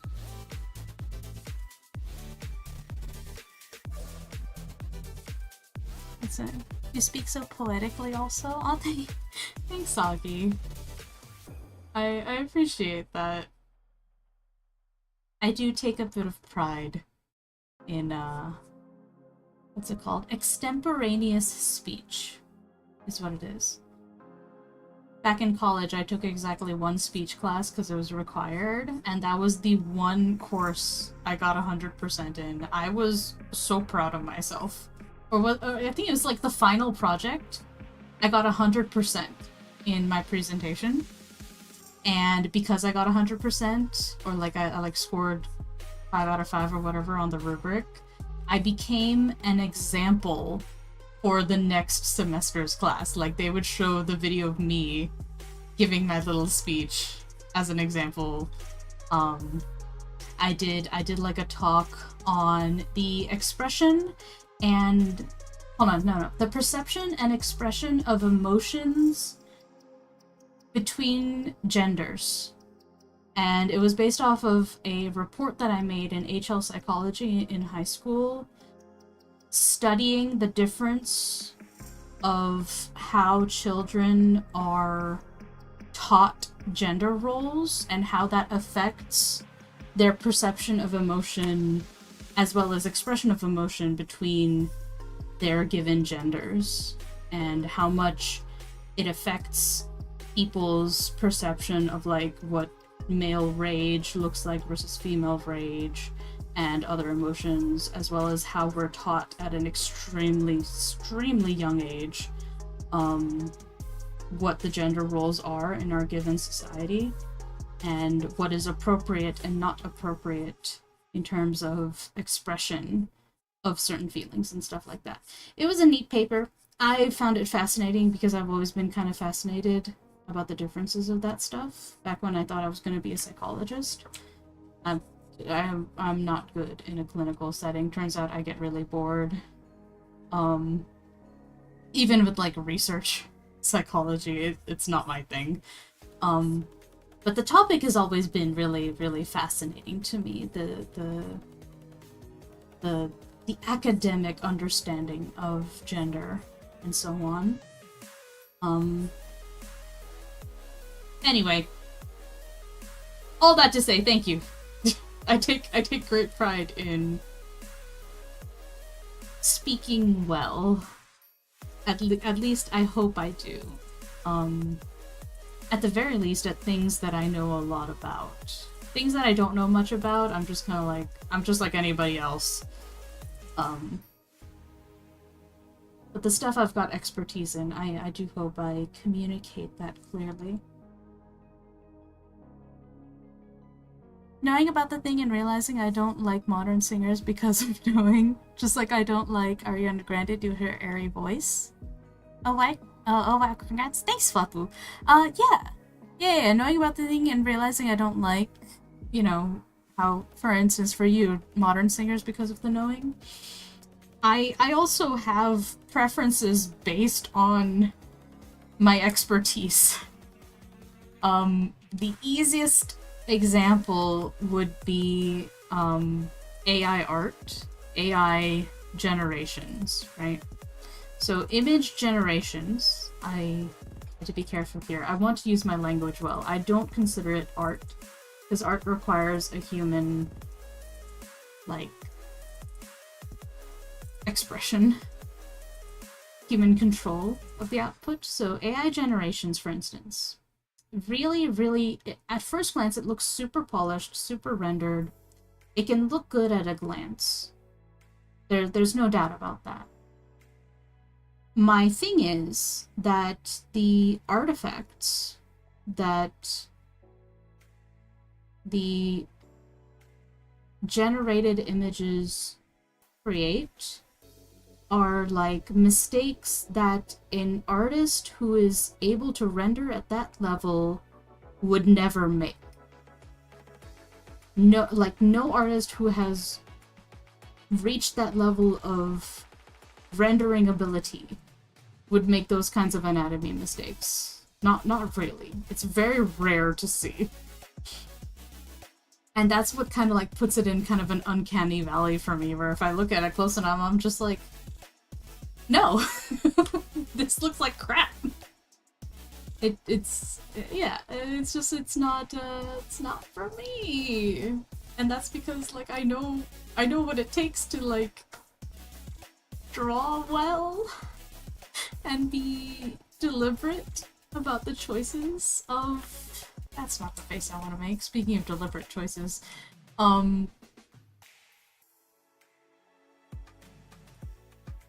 making art with deliberation, you know, with control.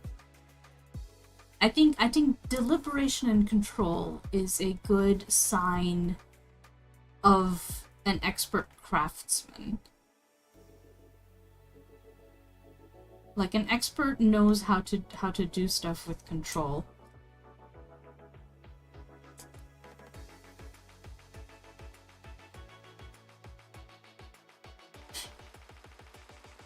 AI turns thumb into nose. Yeah, it's the lack of control for me, you know? Or the ears, also the hair, turns nose into part of the shirt. Instead of a hand, it creates a foot. It's... like, on one hand, it can definitely make, like, nightmare fuel.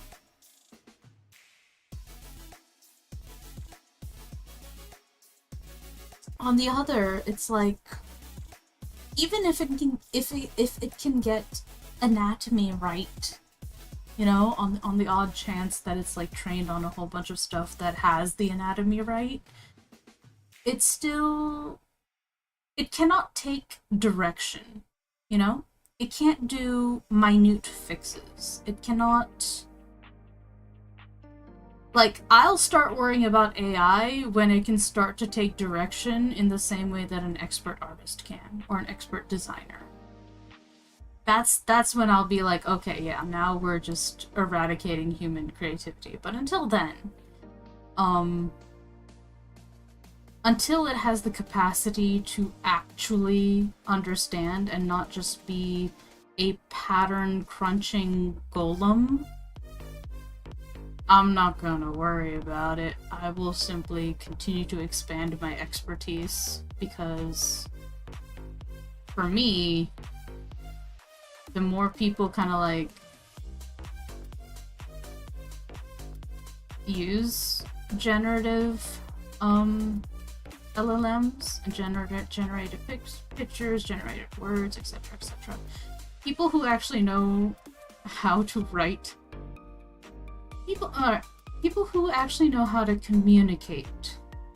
Communicate through words and pictures will have such a massive advantage in terms of quality because you've got kind of like that uncanny valley factor where people will get bored with the same patterns over and over again.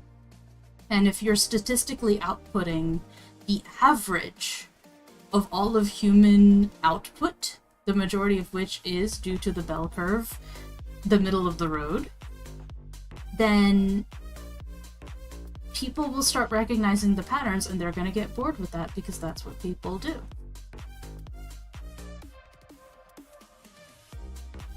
And in that manner, it makes me kind of optimistic that, like, ain't nobody gonna replace me. Not anytime soon. That's a pretty good feeling to have.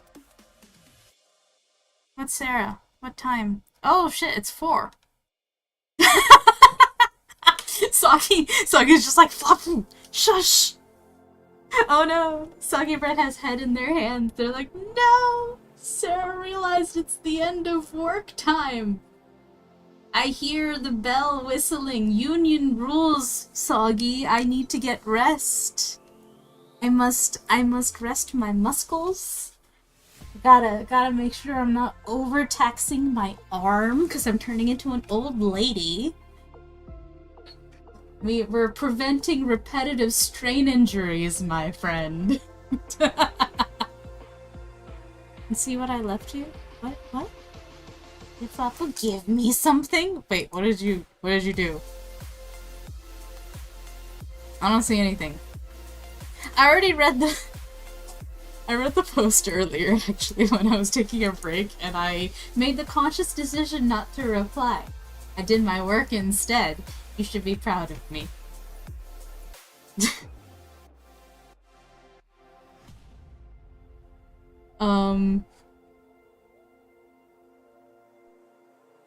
Let's see. It always makes the hair look like pasta. Yeah, all day, I stuff. Fluffa betrayed us. What's the manga term for childlike depiction, Blasted? Marcus being that as a dragon? You mean chibi? The simplified form, Tim? I think you're maybe thinking chibi. Oh, Flapu. I know. But I'll be back tomorrow. Far as I know, my week is open. Marcus Chibi Dragon? Yay! I'm leaning in to moments of humor, because it's kind of like, yes, let's have some funny things happen on the first half of the page, and then let's like get to like the serious and cool looking stuff later. Like the little chibi moments, you know? Because it's like, it's in those little human moments that are quite fun. It reminds me of a thing I read where somebody was writing, I think on Blur probably, where they're like, if you're not being if you're writing fanfiction and you're not being indulgent enough, you're not doing it right. Like, you're not having fun because you're not being indulgent. And then somebody replied and was like, this also applies to original work. And I took that to heart. Because it's kind of like, the nefarious thing about imposter syndrome is you convince yourself that people aren't there, or people aren't engaging with your art because you're the one making it. When in reality, that is why people stick around. People stick around because you're the one creating the story that they enjoy. And they love the story, but it's like because of who the creator is, or their impression of that creator, that encourages them to like, you know, enjoy everything else that they make as well. Where was I going with this? Something, indulging art! Yeah. Make your art. People like it when you have an opinion. Some people don't, but I mean, that's how you gather your tribe, I suppose. If you appeal to everyone, you appeal to no one, sort of vibe, I guess. Anyway. Sentences never seen before. Glad our RP is influencing the universe. Flappu, you have no idea. What? What? What? I know. I'm rambling. We've got to go. It's the end of stream. You know what? Putting the Marcus sus emoji in chat was a mistake. Really was. I feel it's scary seeing his face. God. I always feel like I'm in trouble when I see the emoji. Why? Why is everybody mad? Are you angry at me? I'm off work. I'm chilling at this point. Do you see me drawing? No. I'm mad. Yeah. Union rules. LOTR watch party? That'd be fun. Wait, where's that coming from? Anyway, stop distracting me, Soggy. I have to do my little outro. Brain stopped for a second. Alright, let me reboot. Let me rewind. Soggy, please. I need to get through this. As always, thank you for giving me company. I appreciate it. Today was a bit more rambly than usual. One does not simply end stream. One does simply end stream. Because here's the joke. Frodo and Sam did simply walk into Mordor. They walked in through the back door. They walked up the mountain. Turns out one does simply walk into Mount Doom. Ha ha ha! God, no, Fluff was yelling at me. Do all the things. What's the point of telling you guys to do all the things? You guys are already subscribed. Thank you for staying subscribed. Thanks for showing up. Thanks for being regulars. I'll be back tomorrow. And Floppo's yelling at me to end stream. I'm leaving now. Bye bye.